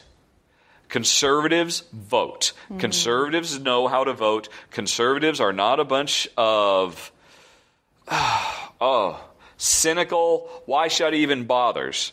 I mean, they have that too, but man, the left owns that. The left is all about, the whole system is rigged. I'm not even going to bother. Hey, I wonder how the system got rigged. Because you didn't bother. So, anyway, sorry, that's totally as an aside. But yeah, the conservatives who are now in power, they feel, okay, well, we got to dance with the guy who brought us, because we can't afford to get knocked out of office, because then next thing you know, it'll be abortions for everybody. And God knows what all. So, yeah, and it's a shame. It's a shame. You say it's particularly for young people. You know what? It's great that there was a higher than average turnout for young people in the Brexit vote. But as I recall, last time I looked at the stats, it was still, the young people had an unprecedentedly high turnout of like 68%. Yeah, too bad. You know what? The old people who voted Brexit, they had an unexpectedly high turnout too of like 78 or 80%. So you still lose young people. You didn't have to let this happen. Those 35 or 38 percenters, whatever it was, you could have voted too. You could have stopped this, and you didn't. It was a ridiculous referendum, though. There was no actual facts. It was all based on emotion and propaganda. Yeah. So what is there to vote on there? I mean, Remain. That's what you vote on. Fine, but I spoke to several people who did vote to remain, and their reasons were entirely personal. Mm-hmm. There was nothing to do with national or thinking ahead for anybody else in the country or anything. And one person had a foreign wife and was having a hassle getting her immigration papers sorted. And he figured, well, if we have a problem, and I'm British and she's not, but whatever, I'm British and I'm having a problem, then every other immigrant should have equal or greater to the amount of problems that I'm having. And that's why he voted to leave. Oh, you said earlier that they voted to stay, but you meant to say they voted to leave. Sorry, voted to leave. Yeah. And so that is one person's story of why he voted to leave, mm-hmm. which has absolutely nothing to do with anything that the actual referendum was about. Yes. People were only just making epically statements. Stupid. They were just making statement votes. Yeah. They weren't actually voting on the actual. Well, no. Well, okay. Here's the deal, though. What was going to happen? Good for them, because they voted. Whether they were making a stupid statement or not, at least they got off their ass and voted. Mm-hmm. As unhappy as I am about Trump, as unhappy as I am about Brexit, I have no ill will towards anybody who voted in favor of those things. I have much ill will for the vast majority of people, because both of them, if everybody had voted, neither of those would have passed. Yeah. I have nothing but disdain for the cynical, cross your arms, I can't even be bothered to vote. It doesn't matter. Both sides are just as bad as each other. Mm-hmm. Nothing, it becomes a self-fulfilling prophecy. So yes, it's a tragedy for the young people, especially the ones who couldn't be bothered to vote, because if they had, it wouldn't have happened. So, I'm sorry. I apologize. Sorry, folks, got a little personal. Blame Steve! It's Steve and Monica's fault. Alrighty, next question from Steve. What was the first record that you and Jen ever bought? Now, I don't know if that means that we bought together or that what's the first record I bought and the first record you bought. Steve would like to point out his first record was Two Little Boys by Rolf Harris in 1969. I think if I have to think back, you remember those? It must Columbia mean House? not. What was the first one that you and I bought together? Well, I don't know. No, I'm curious about this because I remember back in the 90s. Yeah. When we got together and we bought our first DVD or CD player because we have to get a CD player because you had spent summer at somebody's house and they had a CD player and you played the music really loud and you loved it, so you came back and we have to get a CD player. It's absolutely essential. I remember this very clearly. Well, that must have been when I lived with Bird for that summer. Yeah, yes. And it was a transformative experience for you, and we had to get a CD player because people didn't have CD players back then. Rich people had CD players. This is like the late 80s. I remember we got one with 5 carousels. Exactly, yes. So I mean, that was a big splurge. We got that stereo with the rotating 5 CDs, and then we needed CDs, so we signed up for the Columbia House. The Columbia House thing. Yeah. And I'm pretty sure. I don't remember all the ones we got because you get a whole bunch for free and then you're stuck for life because they make it hard to get out. Of course, these things don't even exist anymore, I bet. But anyway, I remember one of the CDs was In Excess Kick. Oh, yeah, that was a good one. We did get that one. So I'm going to say that was the first album we ever got together. It wasn't an album, it was a CD. But anyway, so I'm sure that's not what Steve is asking. What was your first album, honey? Well, I'm going to go back to the Columbia House because I'm sure I did that as a youngster. Mm-hmm. And I think at the time I was into the Go-Go's, so I'm sure it was Go-Go's. Vacation or something. All right. Okay. Go-Go's Vacation. You don't remember what your first... I remember... Well, see, okay, he asked which one we ever bought. Because I remember some very hugely important albums to me as a very young child. Because as a really young kid in the 70s, I had one of those little portable turntables. It was made of plastic and it was like a clamshell thing, and you open it up and you could put the little 45 on there, or you could take the thing off and then you could put a full size and just plug it into a wall, and it had a really tinny speaker. I had one of those and I played that to death, but I didn't buy those, so I guess those don't count. But I feel like I was really into the Chipmunks. Because here's the thing. Would you be because my dad listened to country and western. Yeah. So the only thing we listened to was country and western. The radio, and this was back in the 70s, the radio was always on. And I thought I liked country and western. But I had these Chipmunk albums. And because it was Chipmunks doing covers of rock and roll songs from the 50s and the 60s. And I really liked those. And the thing is, I didn't realize because I thought, I like the Chipmunks. But no, I like rock music.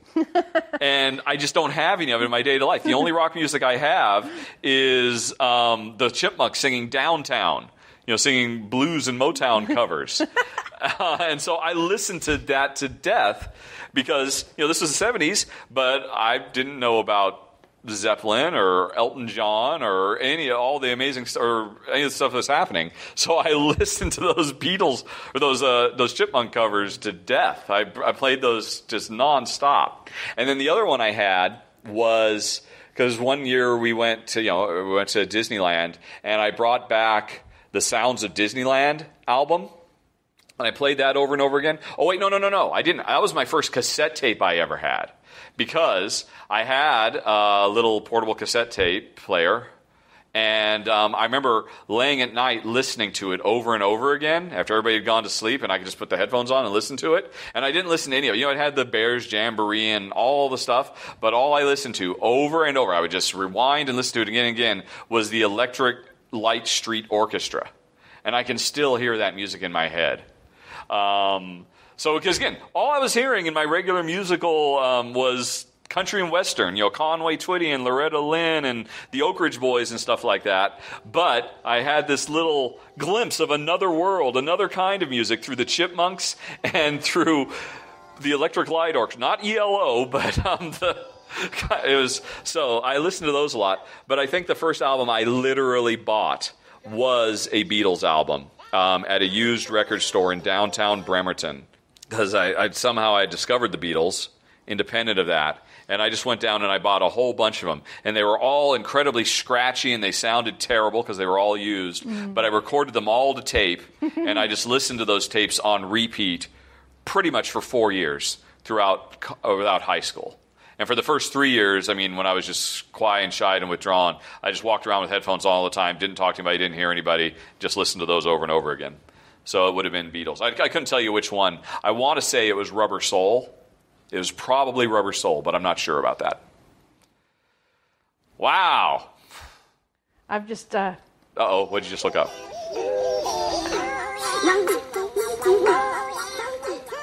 Is it... This is some Chipmunks, obviously, but this is Funky some... Town. That's as loud as my computer will go. Yep. They can hear it, but no, I've never heard Chipmunks do Funky Town. Oh, I thought you said you listened to them do Funky Town. No. I said downtown. Downtown. Where all the lights are bright, downtown, waiting for you tonight. Downtown, we're going to be all right now. Downtown. You've got Daisy's attention. Downtown. When you are lonely, life is... You can always go. It's okay, Daisy. Daisy is very interested in high-pitched noises. Anyway, yeah. So, yeah, sorry, not Funky Town. Although I'm sure I would have loved that too. But no, it was a particular album, and it had Downtown and a bunch of songs of that era on it. Okay.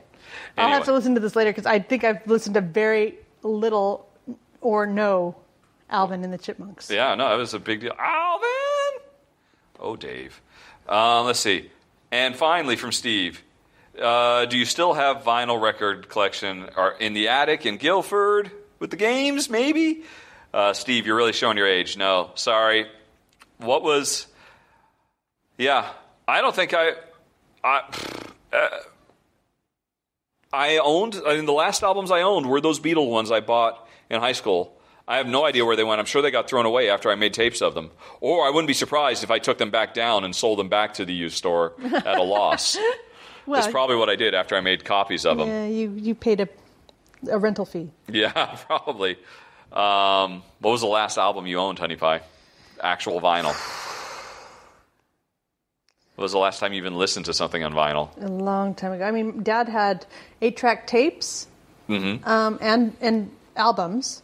So it probably would have been sometime before I turned 18, because we would have listened to something at some point on the sound system they had in their house. Yep. Yeah, neither Jen nor I are big audiophiles, to be honest. I mean, we're not hugely into music. I mean, we like it. We enjoy music, but we're we're casual. We're we don't really have a lot to say about music. Although we obviously just said a lot about, but we don't have a lot of substance to say. We just have personal recollections. Funky Town. Alrighty, moving on. Mark wonders... Let's see. Oh, yes, the Brink board game, which I guess actually that wasn't really a board game. That was a personal question. Oh, by the way, I was thinking about that, and I should say, just in case everybody read between the lines, because obviously I drew parallels to the refugee crisis, the game would have absolutely no bearing on the real world because, of course, Brink, it was this weird, funky thing where there was a colony that supported 5,000 and had to support 50, so it was overpopulation. I do not believe the refugee crisis is an overpopulation issue. I just want to state that for the record. I so applaud, the leader of the free world, Germany, for opening their doors because they realize there are enough resources, there is enough land, there is enough prosperity for everyone, and you don't have to shut people out. I didn't want to imply in any way that I think anything otherwise when I was talking about Brink the board game, because that was a special, weird science fiction thing. Anyway, though, back to Mark has questions. What... Oh no, he had what personal question are you amazed nobody's ever asked? Don't want to try it? Don't want to tackle that? No. All right, you don't have some deep thing you've just been wanting to get off your chest in this forum, and you're just waiting for somebody to ask? No, I think I've shared enough of my deep interpersonal stuff on the fighting one. So, okay, particularly this time? All righty. Alex, let's see here. Right, after hearing you sing the Timon and Pumbaa song from Lion King, what are yours and Jen's 3 favorite movies, and separate to that, 3 favorite Pixar movies? Wow. It's kind of cheating because it's all the same, but I'll allow it. 3 favorite... All right, well, Jen needs to think about it. All right, favorite Pixar, easy. Pixar movies. Pixar... films. So, okay, Jen's got I to have look it to up. look at a list of them. All right. I don't- Easy. While Jen's looking and thinking about it a little bit, for me, easy is Up. Up is one of my favorite movies of all time. It's easily the best Pixar movie. Number 2. Oh, man. Are you going to go with Toy Story? Actually, the original Toy Story is still my favorite. And I know everybody says Toy Story 2 is the best. But I still do like Toy Story better. But I don't know if Toy Story makes top 3, in all honesty. Okay. I just knew Up was the number 1. Let's see. Pixar films. Let's look at the list. Number 2... What's Burn-E? Is that part of Wall-E? It's one of their little shorts. Okay. Yeah. I think Wall-E probably does have to make the top 3. Wall-E It was really great. does. Yeah. Particularly because it shows our perfect future of post-scarcity and how awesome it is. Even though for some reason it tries to paint it as a dystopic nightmare future, when in fact it's absolutely awesome. And I don't know what that little robot was doing, coming along and ruining everything. Little robot. But still, it's just an amazing movie. So I'd probably go with Wall-E for number 2. And for number 3, Cars 2. No. I'm going to go with Brave because I really liked Merida. Yeah? Yeah. Really? Well, Wait, no. Brave is about the red-haired girl Yeah. who, because of a curse, turns into a bear? No, her mom does. Or yeah, right. Okay, yeah. Okay, cool. I didn't know that made that much of an impact on you. Okay, that's cool. That's great. Yeah, well, strong female character. Yeah. Who isn't just sitting around waiting for some guy to come rescue Yep. her. Oh, sure, yeah. But I think a lot of people were disappointed because they wanted more of that. That was how it was presented. The trailer was just her doing the archery thing. Yeah. But then it turned into more, it was still a empowering thing, but I think people wanted more of her standing up instead of going on a hero's journey. Yeah. Let's see here. I probably will go with Toy Story as my number 3 for Pixar's. And so you've got... So, and then we need the 3 best of all time. Oh, no. Your 3 favorite Pixar movies? You just said... No, I just did that. Oh, I did. Brave. Definitely. Up. And I'm going to go with Wall-E as well. I think that was a wonderful film. And Brave. Okay. Although I don't really think of Brave being as a Pixar. I think as a Disney, but... Yeah, I know. The lines are blurred. So now do a Google search for Disney animated films, and you'll get that same kind of list. Oh, it's Disney flicks? Well, he wanted to know our 3 favorite Disneys and our 3 favorite Pixars. Oh, goody. Okay, that narrows things down a lot. Yeah. So, I'm not even looking at the list. The first question is, are you just going to go with, the modern classics, the ones when we were in our 20s, when they were just on this unstoppable wave of hand-animated before they went into CGI? I'm not an old school filmer person, so that cuts all those out for me. No, I'm not. I'm talking about Little Mermaid, Lion King. Yeah, I know. I'm just saying Aladdin. everything prior to that, like Snow White, except Jungle Book does have a special place in my heart. Well, you're going to make it one of your top 3? Probably. All right. So the original Jungle Book. Let me get the list. Here it is on Wikipedia by decade. There you go. I really like, not looking at the list, Hunchback of Notre Dame was really amazing. I really loved it. I want to say Frozen, but it's mostly just the song I really love. I love Frozen. It's a great movie, but it's mostly the song. So I can't give it just for the song. But yeah, Hunchback, there's no doubt. It definitely makes the list. And, oh man, this is tough. 3. I feel like we should pause so we can actually look at this. They do hundreds of per decade. There's hundreds of them. Yeah. I'm just gonna say Mulan, Hunchback, and I want to say Tarzan, because I really like Tarzan. I don't really remember anything about Tarzan. Remember he surfed on the trees? Yeah. Whatever. Definitely not Tarzan. Hey, Toy Story's here under. Well, that's the thing. It's a line. They're the same thing. Yeah. Kind of. I'm going to cheat. I'm going to say Who Framed Roger Rabbit. No. That's not a Disney film. They got to use Disney characters, but it's not a Disney film. Gosh darn it. All righty. Oh, to heck with it, Moana. It was great. Yeah. I have to agree with that. Yeah. Oh, Pirates of the Caribbean apparently was a... Well, it's a Disney live-action film, so that's why you had to do a search for animated. Oh.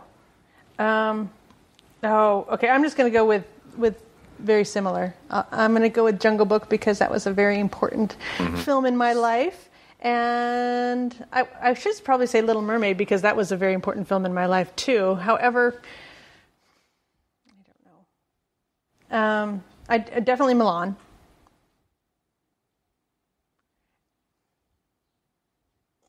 Oh. Tough questions, Alex. It is. You're having to make me think about everyone and... Oh, dear. Well, Jen thinks about it a little bit more. I'll fill some time by going to the next one from David.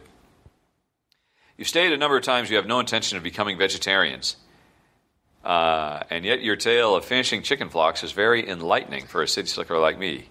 Yet you are so loving towards your pet and emotionally attached to them, even after they are gone. I was wondering how you justify being okay to harm some animals while protecting others. I think it's an interesting topic to explore. I'm in the same camp as you guys, and I'm trying to work it all out. Shouldn't we all be vegetarians? That's a deep one, too. So, Quick, honey, come up with another Disney film. Just take the cop out and say Aladdin. No, Jasmine was... And just take the cop out and say Lion King. It's the easy out. No, I mean, if I'll just go with Little Mermaid, just because again it was a very a lovely time in my life, and I have very. I mean, we just met and all that, and so yeah. I mean, it's not maybe so that's the best. Mulan, Little Mermaid, and The Jungle Book. Yeah. All right, an eclectic selection. Yeah, and not reflecting on the films themselves, more where for points in my life that makes me feel good about. Okay. All right, honey pie. Shouldn't we all be vegetarians? Yeah, we probably should. Yeah. That's all you got to say? I can't argue it. I mean, I just can't argue it. Yeah, I mean, you're right. It is very hard to justify. I mean, I would like to say we go the extra mile and, pay a premium to only get meat that was not factory farmed. Excuse me. And, quite frankly, the only reason I think we would happily pay a premium and we would only buy beef and chicken and whatnot that was not factory farmed, that was grown under more humane circumstances if they made it easy to do it. I mean, in Malta, it's very difficult. If that was for sale on the shelves right next to the factory-produced stuff. In the same way that free-range eggs now are available next to the farmed eggs. Although free-range eggs are a bit of a misnomer. That's not great. Well, I think every country. It's at least they get to walk around in whatever it is they're 2x2. No, free-range means they're not stuck in a cage. Right, yeah, but it doesn't mean they're not just stuck in a big, gigantic building. Yep, that's true. Exactly. With thousands of other chickens. Exactly. So it's better. At least they do get to walk, and they don't spend their entire lives with their feet getting fused to the cage because they never move, which is truly horrible. And so I mean that's a step up. But honestly, I mean, gosh, it seems like there's a great business opportunity for I mean, we would pay a big premium for if it was right there on the shelves, right next to the normal stuff. We'd pay. I don't know. We'd pay double, right? Well, without blinking an eye. The funny thing is, we've just now in Malta. There's a company that's bringing in those kinds of foods for dogs. So yeah, they're before I left, I went and picked up about 20 kilos of bones and stuff for dog food, because this has now become easily accessible to me. So. It's just right now. I think if we were in the UK, we would be able to hook well, up that's with the thing. local Yeah, in the farmers states of the UK, it's much easier. Yeah, it's just that. If we lived in the States right now, I wouldn't be surprised if we would get all of our meat through the mail, because I know there are those. There are places that will mail you their farm reared, idyllic. Of course, it's not perfect because they're still killed. They're still murdered. I get that. But do you know what? All I want them is just to be treated humanely and dispatched humanely. That's what we do for our chickens, and I am 100% comfortable with that. And I Yes, all creatures deserve to live. I get that. I mean, I'm a real weirdo. I won't kill bugs. I won't squash ants or anything like that because I just feel terrible doing it. I'm the one who tries to catch them on a tissue and let them out so they can go away. I've got my secret power is apparently flies are able to tell when I've opened a door for them and they fly outside. I feel like there is sort of a weird special power there because they do. I open the door and then they just buzz right on out. Good job, flies. Yeah. Yes, I'd much rather do that than swat a fly. But I don't know. I mean, I guess one way I can make peace with it myself is the fact that, whether we buy it or not, it's going to go on. And, that's the terrible, crappy, useless logic. But I'm not a perfect person, and I really like meat, and quite frankly, it's the other thing too. And I do firmly believe this: it is the healthy option. It is much healthier. You will have a much healthier lifestyle if you eat what your body is evolved to eat. We are not evolved to be vegetarians. We are not evolved to get all of our nutrition that way, and it is a compromised health. It compromises your health to live that way. Unless you're one of those lucky people who has a mutation in your genes that makes it okay. And those are the people who say, everybody should just eat like me. Like, we don't all have your genes. Yeah. Some people can eat whatever they want and never gain an ounce because they've got certain genetic mutations that most of us don't have. And they think everybody should just be like them. But anyway, it is healthier for me. I know this. Because I have tried the different ways, and I listen to my body. My body is in a healthier, better place if I eat a paleo diet. So that's what I'm going to eat. And it sucks that I say, well, I want an easy way to do it. And yeah, I want an easy way to do it. I assume there probably is a way we could get humane meat here in Malta, but I have no idea how to do it. We'd probably have to go and find some local farmer and say, hey, every 2 months when you slaughter a cow, could you call us because we'd like to buy a year's worth of meat at that point, and or whatever. Yeah. We'd probably have to do something crazy like that. And as much as I care about it, I don't care enough to take that extra step.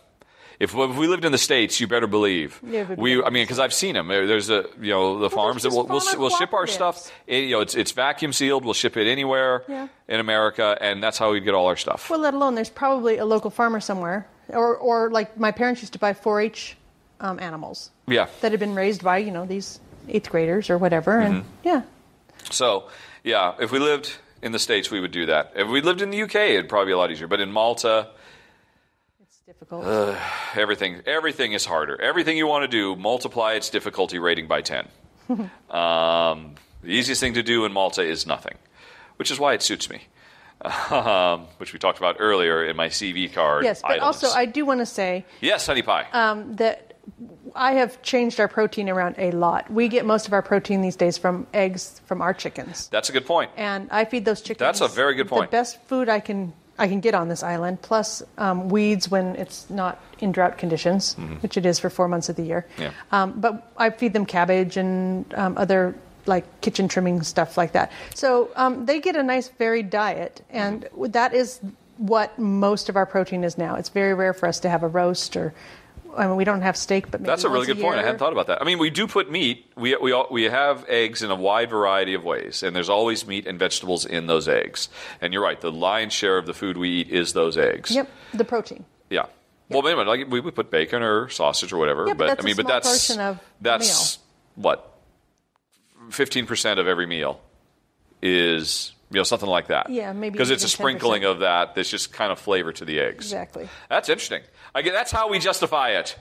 Hooray! I didn't realize I'd done that, but yeah, we. No, you're right. It didn't even occur to me. A lot of meat anymore. Wow, that's really true. I mean, because we almost never eat out. Yep.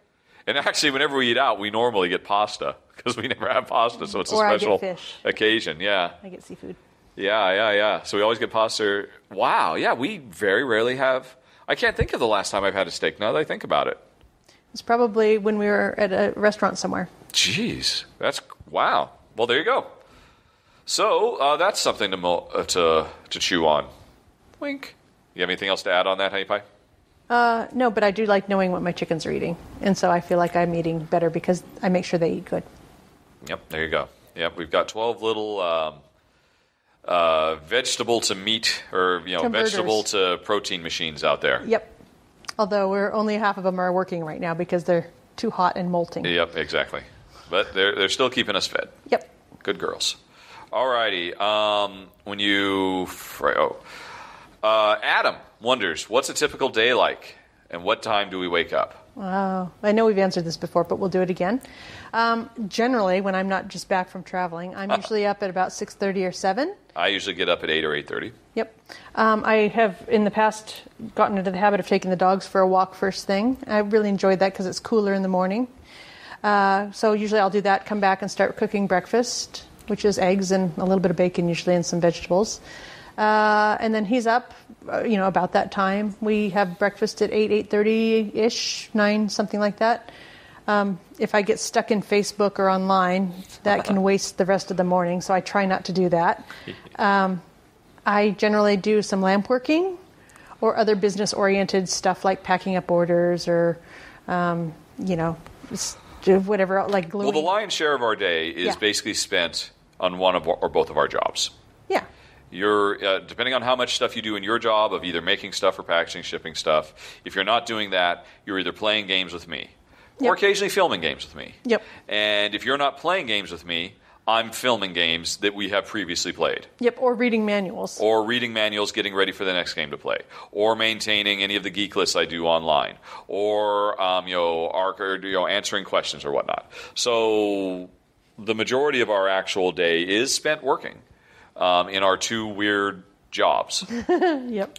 So, but there's no average. It's different every single day. It's going to be some combination for both of us of those things. I mean, sometimes I get pulled in on your stuff because I'll take your stuff to ship to the post office if you don't have time to do it or whatever it might be. Yep. Yeah. So after a day's work. And then there's just normal daily maintenance stuff, like there's some cleaning that has to be done or grocery shopping or whatever.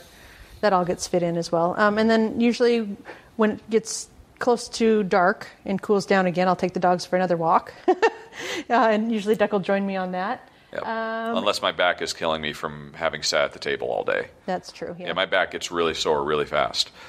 But anyway. And then I almost always cook dinner. Mm-hmm. I love my More crock eggs! pot. Oh, I love my crock pot, too, because I can make soups with that. I guess that would be a way we use meat when we're in wintertime. Because I'll get like stew cubes of pork or beef. And vegetables and lentils. I love lentils. Yum. So we have dinner, and then usually we have an hour or two of television every night where we're watching interesting shows. And then I'll usually read for an hour before I go to sleep, and he'll continue watching shows. Mm-hmm. And so Jen goes to sleep around 11. I generally come to bed around 1. Right. Give or take. Yeah. I head towards bed around 10. Yeah. And read for an hour. Yep. There you go, an average day. Woo. 7 days a week. Yeah, it's really interesting. We still do go with rhythms of weekend or weekday, though, because as Duck's fond of saying is like, well, it's the weekend. I guess we can watch a movie now. Yeah. For some reason, we just don't watch movies during the week. Yeah. Because I don't know. It's very strange. Yeah. What is my and Jen's favorite childhood memories? Oh, I have loads of them. How do you say which one's your favorite? First one that comes to mind. Well, since we were just talking about Jungle Book, I will say the time my dad took me to see Jungle Book. Mm-hmm. We made a whole night out of it. If I had to guess, I would have said that would probably be your favorite. Yeah, it's right at the top of the memory. Yeah. Yep, went and saw the flick, had dinner, enjoyed chatting afterwards about the thing. He bought the album, which had a little book that went with the album.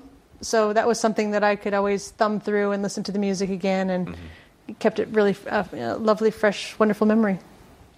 All right. I'm a child of the 70s. Before we moved on the boat, I lived in Knights Landing, California. And being a child of the 70s, that was a time when kids were allowed to basically just live their own life. Yeah. And didn't have to be ferried around, didn't have to be looked over. And so my favorite childhood memories are prior to having lived on the boat, which has enough childhood memories as well, was just basically riding my bike going out on the levee, and just going out and finding stuff to do with me, my brother, my best friend at the time, Warren King. Whatever happened to him. You should Google him. And some other friends, Clemente, and just hanging out, being kids, growing up in the 70s, being totally 100% responsible for ourselves. Yep. I don't think I appreciated it at the time, but I mean that was so empowering, Yeah, well, we were just trying to just go out and do stuff and be home by dinner. Yeah. Yep.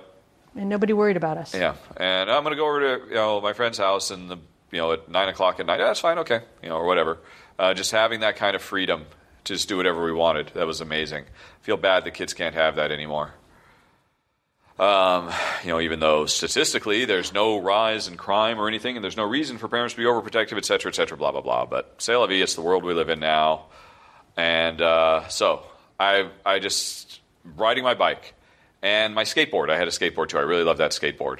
I had roller skates. I did not have roller skates. I had a skateboard. It was back in the 70s when skateboards were skinny and made of metal. I had the kind of roller... It was a bonsai board. I remember it was a bonsai board. I'm sorry, go on, everybody. I had blue tennis shoes that had the wheels on them. You know what I'm talking about? Oh, yeah. They were roller... Shoes. Yeah. I must have had some skates. I don't remember, but I must retracted. have. They were actually full-time roller shoes. Oh, no, yeah, I did. I guess I had skates, the ones that kind of clamped around your shoes. I don't think I've used them that much. Those metal kind that clamped around your shoes. Exactly. Yeah, well, those were horrible. Yes. Noisy things. That's the best we had. That's what we had, and we liked it. And then after I moved on the boat, I have really fond memories of swimming a lot. I am very comfortable in the water. I've spent years of my life swimming for hours a day, so I really enjoyed doing that too. So those aren't like specific memories, like Jen's going to see the movie with her dad. Specific memory. The first thing pops in my head, because Jen just said that, was seeing Flash Gordon. Flash Gordon, I remember, what year did Flash Gordon come out? Because it was my birthday, and as a birthday present, I got to go myself. You went by yourself? Yeah. Oh, don't Daisy. knock over the camera. Daisy. Careful. Oh, Daisy. Are we still plugged in? I have no idea. Daisy just kept walking around the cables. Nope, we're still recording. Okay. All right, Daisy. Come on, Daisy. Come on up here. You could have walked any number of other ways, Daisy. She says, but it's kind of like a cave of cables over there. IMDb, Flash Gordon. 1980. So that meant I was 11 years old. And my brother and I, we got to go see Flash Gordon on my birthday, and my parents didn't come. I really liked that. Again, kind of an independent thing. They just gave us the money and dropped us off. We went and paid. Because I grew up in a town. I mean, going to the movies was something we didn't get to do by ourselves. Because this was 1980. The only movies we got to see were on Sunday night on ABC. The ABC Sunday night special. Yeah. Best ones were a Bond movie. Yay! And, just kept watching the same movies year after year after year, the ones that kept coming on. Those are the only movies we saw. And it was a big deal when the whole family went out to a movie, but I remember getting to go for the first time, just me and Ryan. They dropped us off. They went, I'm sure, were happy to get rid of us for a while. And we saw the movie. So that was really cool. And, oh man, a few years later, this was when we were living in Sacramento. It was after we got off the boat. This was really weird. I don't know what the circumstances were at all. But my mom and dad went away for like a week and just left me and Ryan in the house alone. And my Uncle Jerry came by and visited once a day to check in on us and make sure we were doing okay. So I must have been 13 and Ryan must have been 11. Wow. So that was a really cool week. I loved that. That was amazing. So apparently all the ones that just pop into my head were all these opportunities to just be wildly independent. So I guess that was a consistent theme. And I remember the main thing we did that week was Star Wars had been on CBS. It was the first time it had ever been broadcast. And we recorded it on our Beta. Because we had a Betamax. And every once in a while we'd rent movies, but we couldn't afford to buy movies because it was too expensive to buy movies. Of course, they cost $100 a pop. But we recorded Star Wars, and I probably watched Star Wars that week 20 times. So it was just on a constant loop. It was crazy. So that was crazy. Right. Anyway, Sorry, got to get back because I had to go look some stuff up. What are Jen's and my biggest phobias? Wow. Bugs for me. Yeah. Easily. I so freak out over bugs. Fortunately, he can deal with cockroaches because I do not like cockroaches. Oh, I freak out about those too. I am not even remotely comfortable with that. Okay, well, too bad. Yeah, it's my manly duty, I guess. Yep. I can deal with all the other bugs, but he can deal with the cockroaches. Well, no, the only way I can deal with the cockroaches is if there's a vacuum cleaner nearby. So I can keep them at absolute epic long length and suck them up and then open the bag outside so they can scutter away. Let's see, my phobias. Let's see what Jen's thinking. The other big one, I've really got a big hang-ups about my eyes. Oh, yeah, And touching Jen your used eyes. to wear contacts for years. It would just freak me out seeing her take them on and put them in or take them out. Or TV shows where they show doing operations on eyes just makes me squirm. Probably the most squirmy moment in my entire life was when Jen got LASIK, and I was there holding her hand, and I had to and I watched it right there in front of me as they literally just sliced her eyeball open. You could smell the burning smell. Ooh. And she was just on Valium. She was like, "Oh, whatever, this is great. Oh, I'm having a good time. Oh, it's all blurry. What's happening?" And meanwhile, I'm looking at her, and she's got the eye thing like Clockwork Orange with her eye all done open, and they put the little machine on her eye that cuts it open, and then they use like a cotton swab to peel it back, and then they put it back closed and smooth it. Oh, my God, it was just insane. And then they did it for the other eye. That was the best money we've ever spent, I think. Yep, it's finally wearing off, unfortunately. Yeah, well, it's not wearing off. It's that we're getting older. Yeah. I just had to order a pair of bifocals. Aye. Yes, but they'll be fantastic, I'm sure. Quality of life. So anyway, honey, I'm out of phobias. Because I'm not really bothered by heights or... Yeah, I don't want to drown. I think that would be the worst way to die. Yeah, but a phobia is like you have an irrational fear of something. And you don't have... you have a rational fear of drowning. Yeah. I have a rational fear of getting shot, but I don't have a phobia about getting shot. Like when we watch Cliffhanger or something, just even thinking about it, my palms get sweaty. So... Is that a phobia? I don't know. We've gone up in great heights, and you haven't had a problem doing it. You've bungee jumped. Yeah. You've jumped out of a plane. Yeah. So, I don't think you were racked with fear while you were doing it. No, I think just the normal adrenaline and all that. Yeah. I think you're just very prone to adrenaline from heights, but you're not afraid of it. What are common phobias? Darkness, I think. Yeah. I've got phobia. it. What is it? I've got it. I have a very active imagination, and so I cannot watch things where, movies where, men are peering into windows at their victims, that sort of a thing. Because as soon as that is in my brain, anytime I'm in a house by myself and the windows are lookable, inable, then that becomes my fear. So those kinds of movies I cannot watch because once it's in my head... It gives you an unreasonable fear. Yes. There you go. The likelihood that anybody's ever going to peer in my windows is so minuscule, but yet it's in my head and it's something now I have to be afraid of for the rest of my life. Yeah. I don't have to be. Until you shake it. Well, it's just an irrational thing to be afraid of, right? So that's what a phobia is. Mm-hmm. So that's the kind of thing. So I don't watch horror movies or any of those kind of suspenseful things. And it's specifically the fear of being watched or being spied on. I don't think it's that specifically, but that's just an example of something that does freak me out. Mm-hmm. Okay. All righty. There you go. Interesting. Yeah. All righty. That's it from Adam. Henrik says... So now everybody's going to come over and just flat in Malta and stare through the window. peek in. Yeah. Yeah, well, it's funny you have that phobia considering we live our entire lives with a gigantic window where hundreds of people walk by. You asked me why I always want the curtains shut at night. Wow. Okay, I had no appreciation of just how much it gets to you. I just thought you were a privacy freak. Well, I am also a privacy freak. Yeah, but it goes beyond that into a deep, abiding... Why aren't you bothered by it during the day? A lot more people walk by during the day than at night. I think it's that traditional movie thing where the guy is outside and it's dark, so you can't see him, but he's like peering through the window at his victim. Mm-hmm. It's that sort of a feel. Okay. All right. There you go. I don't know if that has a name.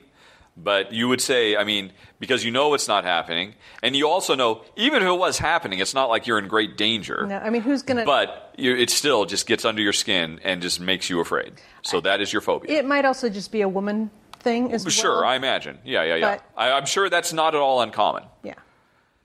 Huh. But it is something to hit you, yeah. Okay, fair enough. For me, bugs and eyeballs. Because I'm not really grossed out about... I mean, like, I've done... I'm not necessarily grossed out, but free. I mean, I'm genuinely afraid of big bugs. I mean, they just that one time in Mdina when I caught a cockroach walking across my face. Oh my God! I think you have. You weren't here. You hadn't gotten here yet. I was just on the couch downstairs watching TV, and I felt something, and it's like kind of scratch, and it fell off. It was a cockroach. Oh God! And I freaked out. I jumped halfway up to the vaulted ceiling, ran away, and was just shouting. Oh, man. That really got me. Wow. I don't know how actors, when they have to do that, having bugs crawl all over them in a scene or something like that. They may not have that phobia. Yeah. Ooh. Or no, they're getting paid to do it. I mean, if I got paid enough to do it, I'd do it, but... Well, that's the whole Survivor thing, too. Yeah, that's why, I mean, that's the one thing I could... Yeah, eating those bugs, or eating live bugs. Oh, my gosh. Alrighty. Right. Ugh. So, let's see here. Here we are. I could never live in New York City because of the cockroach issue. Oh, dear. It looks like I missed a couple of questions that should have gone in the game section, I think. Well, this isn't about games today. So, when are you going to start using your updated logo instead of your old one that shows up in your videos? Remember that one that artist did that was really cool? It's beautiful, yeah. Yeah, it's gorgeous. Not going to. It's gorgeous. If I can think of some more good uses for it, I would. But I'm sticking with the original logo because it's more readable. It shrinks down, and it still pops. I think it is a more functional logo. It just works better in general. Plus, it is a recognizable brand. If I switched over to the new one, it looks like a really cute cartoon guy running. I don't think without actually having the word Rahdo next to it, it would actually work. So no, I'm not planning on making an official change. But it was really a lovely. But it's awesome. I absolutely love it. I absolutely adore it. And let's see, his other non-personal question, which I just totally missed before, but it might not be games. I know this has been suggested. You should really make a list of games to pick up public so people can sign. A time and place to meet in hand. Why don't you do this? I don't understand. Okay, yeah, this isn't about games. It's about Essen. I was talking about this earlier again, about how Essen is so stressful and being a chore to pick up all the games. And it's been suggested before, why don't I just recruit fans to help me? Why don't you have them? Why don't you do this? Oh, yeah, so if somebody's already picking a copy of game... But the publishers want to meet you and say hi and shake hands and probably shoot the... Yeah, that is a problem. I don't know how effective it's going to be just to have, oh, hey, I'm a fan of Rahdo Runs Through, and he asked me to come over and get this game for him. Yeah, that's a I don't think that's going to get much traction with most publishers, especially since half the publishers won't get me review games anyway. So the ones who will, it's because they know me, so they want to see me. And plus, I mean, I just don't want to be a burden on people. Even if that wasn't an issue, I don't think I would ask. I'd just do it myself. It's my responsibility. It's my job. I'm just going to do it. I would feel weird. It's appreciated. I know people who are doing good in their heart, and they want to help. They want to do favors for me because they like the show and they want to, give back and all of that, and that's all great. But I don't think I'd feel comfortable asking people to do that when it boils right down to it. So, but anyway, a question for Jen. I like Jen's sayings, quotes, words of wisdoms that we've heard over the last few episodes. Apparently, honey, you've been busting some words mad of wisdom? pearls. Oh. Could she make this a monthly thing where she shares wisdom or a quote of the month? I suppose I could. I have a whole bunch of them on my Pinterest page that I've pinned. I could just Is that what Henrik is talking about? All right. Well, I think that there was at least one time where they asked what our philosophy of life was. Uh-huh. And so... Oh, and you had some quote from well, something and so did you. Yeah. Do I? I don't remember. All right, honey pie. Whatever my philosophy of life is. Yeah.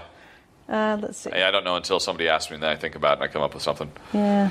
Let me just check. I've got a board that is called... Is she just going to give up? Thoughts and Grins. And these are ones you've marked as particularly meaningful? Yeah. So you're just going to bust out 5, so you got the next 5 podcasts covered? I could just say something. Are you going to remember to do this next month? Or does Henrik have to send in another question? What's Jen's... Yeah, Henrik, we'll do it every month. If you ask every month, what is Jen's quote of the month? So, honey, what's your quote of this month? Okay, well, this is just one that popped up, so I will read it. And it says, I urge you to please notice when you are happy and exclaim or think or murmur at some point, if this isn't nice, I don't know what is. Just slow down, look around, be grateful. All right. There you go. Stop and smell the roses. Yep. Okie doke. And if this isn't nice, I don't know what is. Priscilla is back again, honey pie. 3 questions. Have we watched Moana yet? Moana? Moana. Moana. The answer is yes. I'm trying to think of what it is. It must be a movie. Yes, it is. To Google. How far it goes. Oh, of course. Yeah. Shiny. Yes, we have. If so, what did you think of the main song? Does it make you bawl like it makes me bawl? No, it doesn't make me bawl. But it was a good movie and I really enjoyed it. Okay. It is a good song. I get what you're saying. I like it too. It's making him cry right now? Yep. But it didn't at the time. When we saw it, I just thought, wow, this is really good, but it's not as good as Frozen, which did. And does every time. But I'm easy to get going. Well, wait a minute. Moana is apparently a Disney flick. Yeah.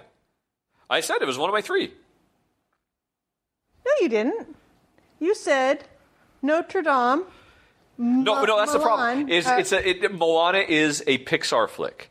Pixar is owned by Disney. So arguably it's both. Mulan. Huh? Mulan. I said Mulan too. Moana, Mulan is a Disney Mulan film. And Hunchback? And Hunchback. Those are your 3. I said... Or did we have that weird crossover? Oh, I don't know. Okay. It's just time to put aside Pixar versus Disney. They're all the same. I take it back then. Little Mermaid is out and Moana is definitely in. Okay. All right. There you go.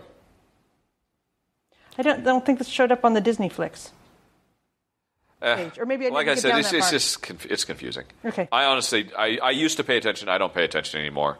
They're all. I mean, there was a time when Pixar blew Disney out of the water in the early CG days, and Disney was playing catch up. You know what? They've caught up. It's a meaningless distinction now to me. Pixar versus Disney. So Priscilla continues. She's getting married soon. Congratulations. Woo. And was wondering, how was our wedding? Did we have a big ceremony with a bajillion people, or was it small and intimate with only your most loved ones? Unfortunately, it was neither. It was trying to be the second, but it didn't quite pull it off. Yeah. Do we want to tell the whole story, or shall we just... I don't know. This is the personal section. All right. Well, basically, we decided that we were going to get married for lots of good reasons. And we decided that we wanted to get married on April 21st. And the year that we decided that we wanted to get married, I think it was like in November, December, something like that. So that year coming up, that would have been 1991. So we must have decided in November of 90 or something. So I'll just look it up on the calendar. Anyway, that was a Saturday or a Sunday. I can't remember. April 21st that year of 91 was a Saturday or a Sunday. in the following year, in 92, it was a Wednesday or something like that. I can't remember. Somewhere in the middle of the week. So we called my parents, Dad and Nance, and said, hey, we've decided to get hitched. And we'd really like, for you to come to the wedding, of course. And it's going to be April 21st. The problem is, if we do it in 5 months, it's only 5 months away. But it'll be on a Saturday or Sunday, whichever it was. We thought about doing it next year, but the problem is it's on a Wednesday next year. And they were both teachers, so of course they were teaching in the middle of the week and stuff. So we're like, so we're thinking about doing it in 1992 during the middle of the week. It's a year and a half away. Can you schedule some time off? And they misunderstood me somehow because I tend to way over-explain stuff and also not give enough information somehow. And they said, no, we can't make that. And I said, well, okay, fine. Then I guess we'll get married at our convenience, which is this year. And if you can't make that either, then fine. And so they didn't come because of this confusion of me giving too much information. Because what did they think you had asked? They thought I was asking for this year in the middle of the week, and since they were teachers, they couldn't get that time off or whatever. Whereas I was asking for the year ahead. In the a year ahead, we could get the time off in the middle of the week, but we can't get the time off in the middle of the week in just a few months. Right, and whatever, it might have even been in January. When in fact you were saying, no, we could do it on Saturday, but it'd have to be this year. Big miscommunication, yeah. Yeah, because they didn't have a calendar in front of them. And hey, somebody is delivering something. I'll let Jen finish the story. Oh, or actually... just pause it. All right, we'll be right back.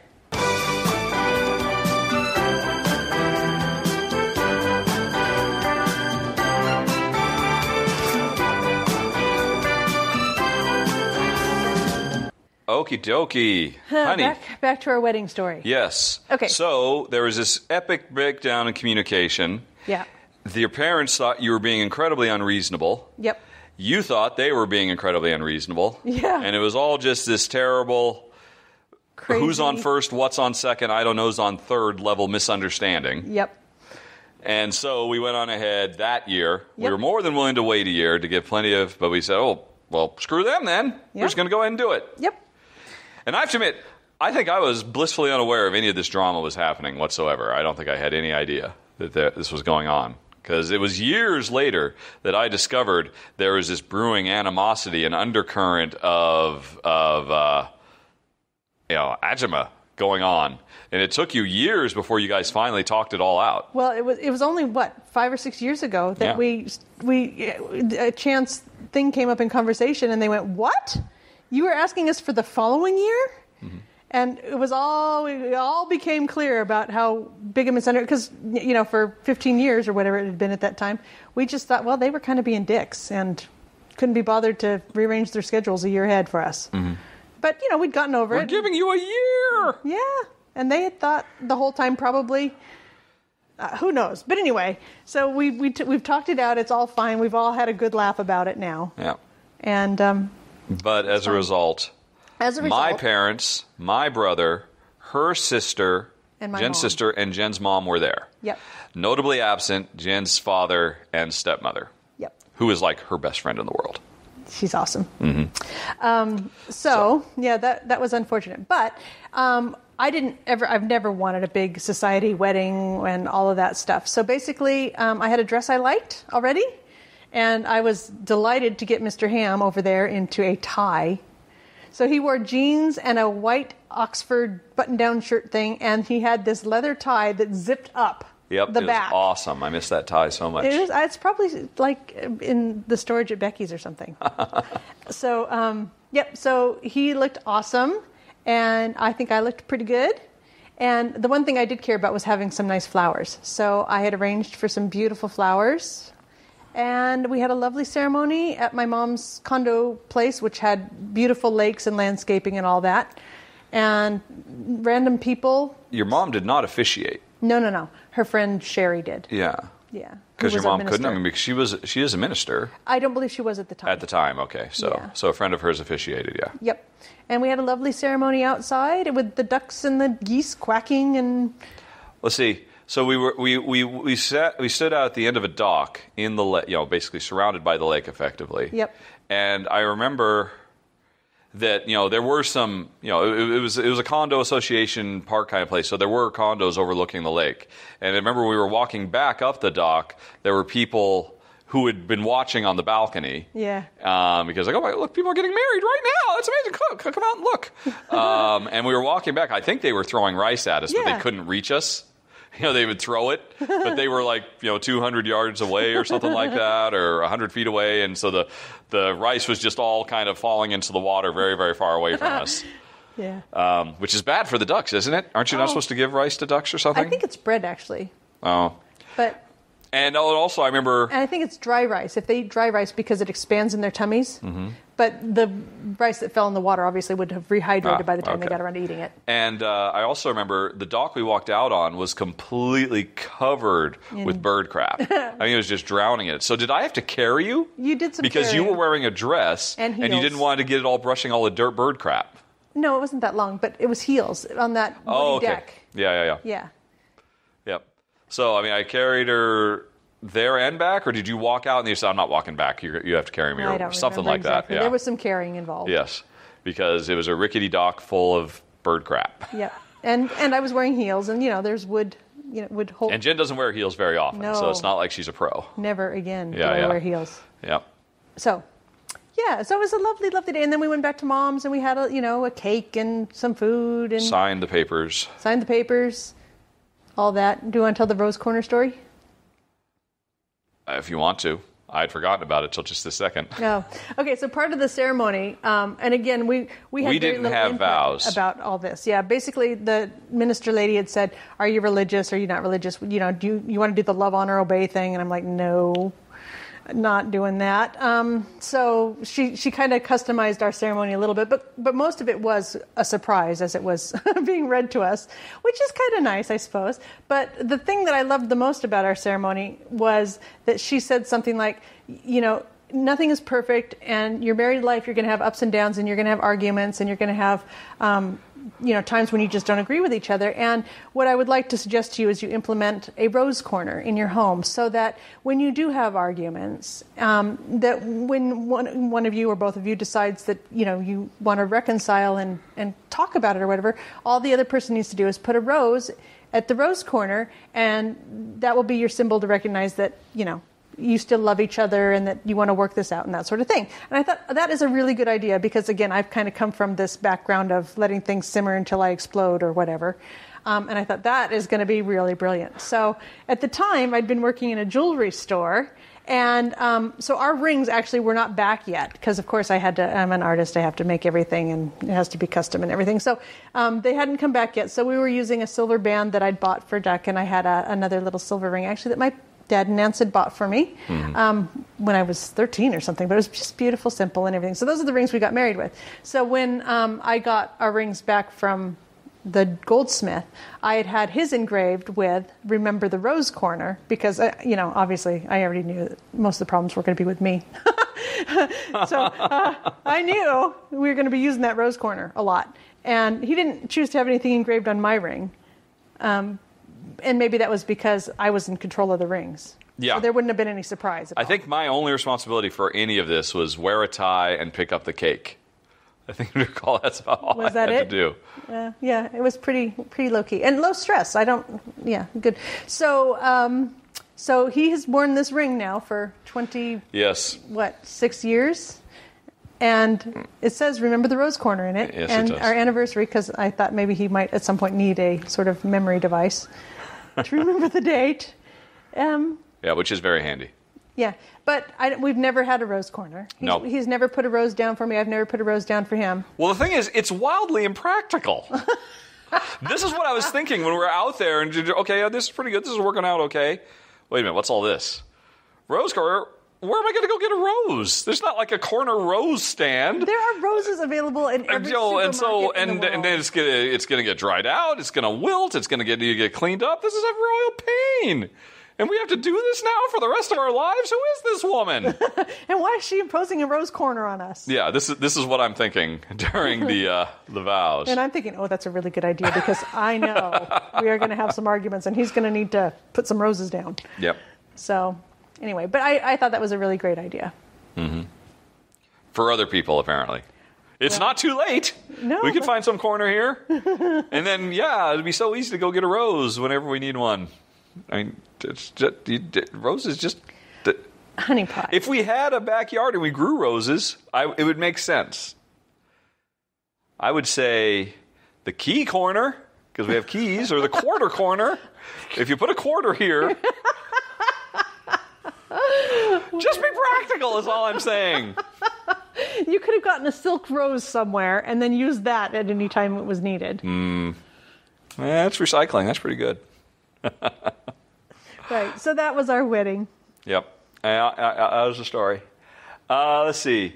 And then Priscilla's not done, honey pie. Oh, gosh. What are some paleo breakfasts and snacks that you guys eat? Oh, okay. Well, I buy you some salami stuff that you enjoy.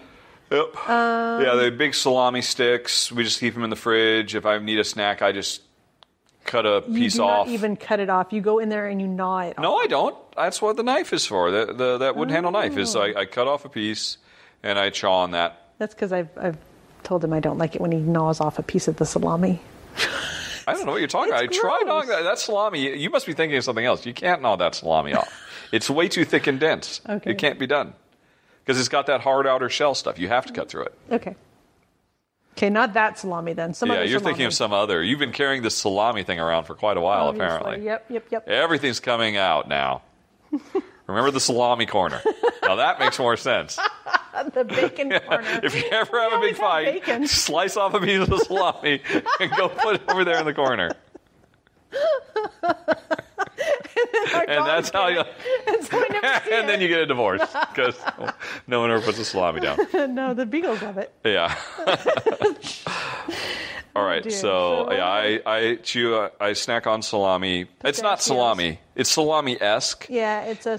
If you're an American, you're thinking of a particular thing. It's not like that. It's this Italian tube of meat that is kind of like salami, but super thick, super dense, and super tasty. Yeah, it's the kind of stuff that if you could take on a picnic and it doesn't have to be refrigerated. Yeah. And you slice it off and eat it with cheese or something like that. Yeah. That's that kind of thing. Yep, and pistachios. Oh, yeah, oh, man, why are pistachios so expensive? That's probably our most extravagant thing we buy in our lives. €8 a bag. And that's the small least bag. Expensive way I can find it in Malta. But they come from California, so no wonder they're so expensive. But they are lovely. Oh, man, they're good. Right. Oh. And the nice thing about pistachios versus any other type of nut is because there's a built-in gating mechanism that slows you down. Yep. So you can't just take a whole handful and shove them in your nut hole. Instead, you have to break them open, and so Yeah. We tend to snack on tuna fish. Share a can of tuna fish for... I wouldn't say it's a snack. That's a meal sometimes. Well, yeah, but if we share a can. Yeah. I suppose so. I like... Oh, what do I like? I like full-fat cottage cheese. Yeah. I like to snack on that. I think that's about it. Peanut butter. The problem with peanut butter is Mr. Ham cannot... Oh, my God. It's addictive. Yeah. So once we open up... Or once the devil's paste. That we have a jar of peanut butter, it's gone within like 2 days. Yep. And I'm like, so I've got to eat it while it's available. No peanut butter. Yeah. There's this particular type of dark chocolate that Jen likes from Sainsbury's, or where's it from? Waitrose. From Waitrose. Oh, it's a very, very dark chocolate. We usually have a bar of that broken into little pieces, so we'll snack on that every once in a while. Yep. And for breakfast, it's the same thing every day. Yeah. It's eggs and cheese and vegetables. And a little bit of bacon or sausage. Yep. And with different, sometimes there'll be Thai spices, sometimes there'll be barbecue spices, sometimes there'll just be some garlic. I try and keep it fresh with different spices. Yep. Yeah. But there's just nothing wrong with eggs and bacon. Yep. Never gets old. All righty. Final questioner, Kenny, wonders... Walking is one of Kenny's favorite and cheapest hobbies. Yeah. Do you and Jen like to go on walks and hikes? Do you know if there's a lot of trails around Malta and Gozo? I love to walk. Love it, love it, love it, love it, love it. And I do not. That I have a couple of dogs. Yep. Yeah, he doesn't like to walk. We actually took up geocaching when it was exciting and new as a way to give him a reason to walk. Yes. Walking serves no purpose. Geocaching gives it a purpose. Yeah. I think it's just nice to look around and see what's to be seen and enjoy being wherever I am. Yeah. But he has to have a podcast in one ear. Yes, that makes it tolerable. Yep. Only one ear, so we can still carry on conversations. Yep. And I do. Yes, you do. I don't believe you feel slighted when we go for a walk. Nope, but I do have to repeat the first sentence every time because you'll be like, well, yeah, let me because she pause. doesn't say anything for a couple minutes, and then she says something like, "Oh, gotta switch brain." Well, I'm sorry, could you repeat that, honey? Okay, now I'm good. Yep. So I should just raise a flag or something when I'm about to say something. Then you can pause your podcast, and then I can say the thing, because it is irritating to have to repeat myself all the time. Yeah. But anyway, I have many uses in my life for flags. So there aren't necessarily trails like you would think of, like the Appalachian Trail or the Rails to Trails or anything like that. But there's loads of walking anywhere in Malta that you might want to go. So yeah, that's not a problem. Actually, the Chamber of Commerce or something like that in Gozo has just provided walking suggestions around the island, and I would really like to go do that. I think I could really enjoy that. But Mr. Ham would have to come pick me up from wherever I am. But we live on a teeny tiny... this island is like 5 miles by 8 miles, so it wouldn't be that bad if he had to come get me at the end of my walk. Well, I mean, I'll come. It's normally... Jen always insists on walking when I'm in the most pain. It's like I've been sitting filming games all day. My back is killing me. Can't we just walk at a time when I'm not in pain?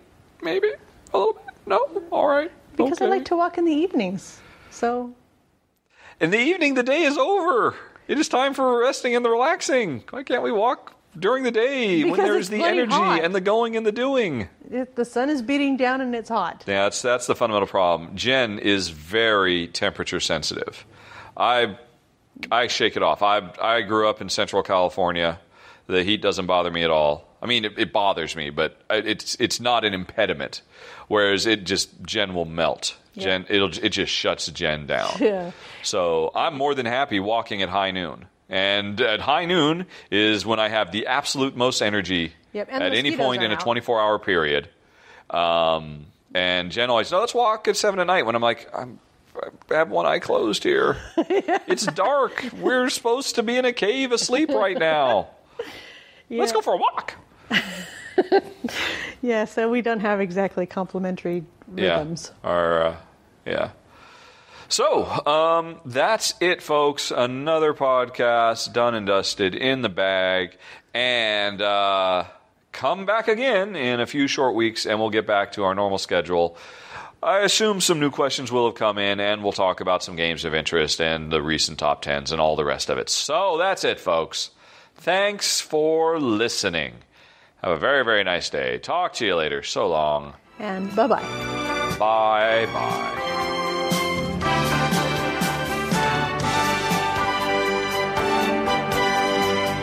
Hold on. We were about to leave, but as I was taking the headphones off and getting ready to transfer, Jen said, you know what? I just made my mom sound really bad, didn't I? That wasn't good, because she was a great mom. She was a great mom. Yeah. And so Jen said, can you start it back up? Fire it up. We're not out yet. We're going to finish this up. I just want to put I'm sorry. What did you want to say, honey pie? I just wanted to say, Mom has since sorted out her anger issues, and she is a much calmer. She's a very loving person. She doesn't throw pots and pans anymore. If there's ever any difficulties, we just talk it out, and everything's fine. And so I have learned that from her as well. And I just, I have some early childhood things, but she was going through divorce, and God knows what else was going on in her life. So I don't know what that is. I have no reason to judge it. I probably shouldn't say anything ever. I'm sure being a woman in the Air Force wasn't easy either. Well, that was well before she went into the Air Force. But, was it? Okay. Yeah, I mean, I'm talking when we still lived in the... Oh, I see. Before they got divorced. So, anyway, I just wanted to say my mom now is not a raging, erupting maniac or anything. She's very calm. She's very chill. She's very chill. She's very accepting. I have a hard time imagining her because I've only known her in a relatively chill state of mind. Yeah. Yeah. Yeah. So, anyway, I think things happen in our lives for reasons like that, and that is to show both the way not to handle your anger, and now she's shown me a better way to handle anger. So that is all good. Okay. Is that, yeah, I feel better about that. I don't want anybody to go around thinking that my mom's a erupting maniac. All right. Okay. She's a very nice lady. She is a very nice lady. And I love her. Yeah. And I think she did a good job. She's a little hippy-dippy new age. You know, not quite Crystal Rocks. Your mom's a bit hippie. But so is my mom. That's certainly true, yes. True. I don't know But we also if that's love some her. kind of reflection on both of us, that we both come from the same, new age religion type moms. Yeah. And largely agnostic or atheist dads. Yeah, that's interesting. Yeah, I hadn't thought about that. Yep. Yeah. An interesting balance. And yeah, so we both came from completely religion-free households. Both households where I don't think either of our fathers ever had any interest in it. And certainly my mom never showed any interest when we were growing up. And only after I moved out did she get into it heavy. I don't know if the same thing was true for you. Yeah, Mom was raised in a hardcore Christian, household as a child, and she had decided that she did not want that for us. She wanted us to become adults, and then we could study the religions and decide for ourselves if one of them rang true. So she just didn't want our minds polluted or influenced or whatever by that at all. So yeah, I think that's fair. And Dad just doesn't believe at all, so he was happy to go with that and not have to do all the church stuff. Yes. Yay, no church stuff. Yeah. All right, so that's it. Closing thoughts. Jen's mom is great. Yep. Your mom's great. Yep. Everything is great. Yeah. Okay, folks. That was it for overtime. Once again, talk to you later. Have a nice day. So long. Bye-bye. Bye-bye.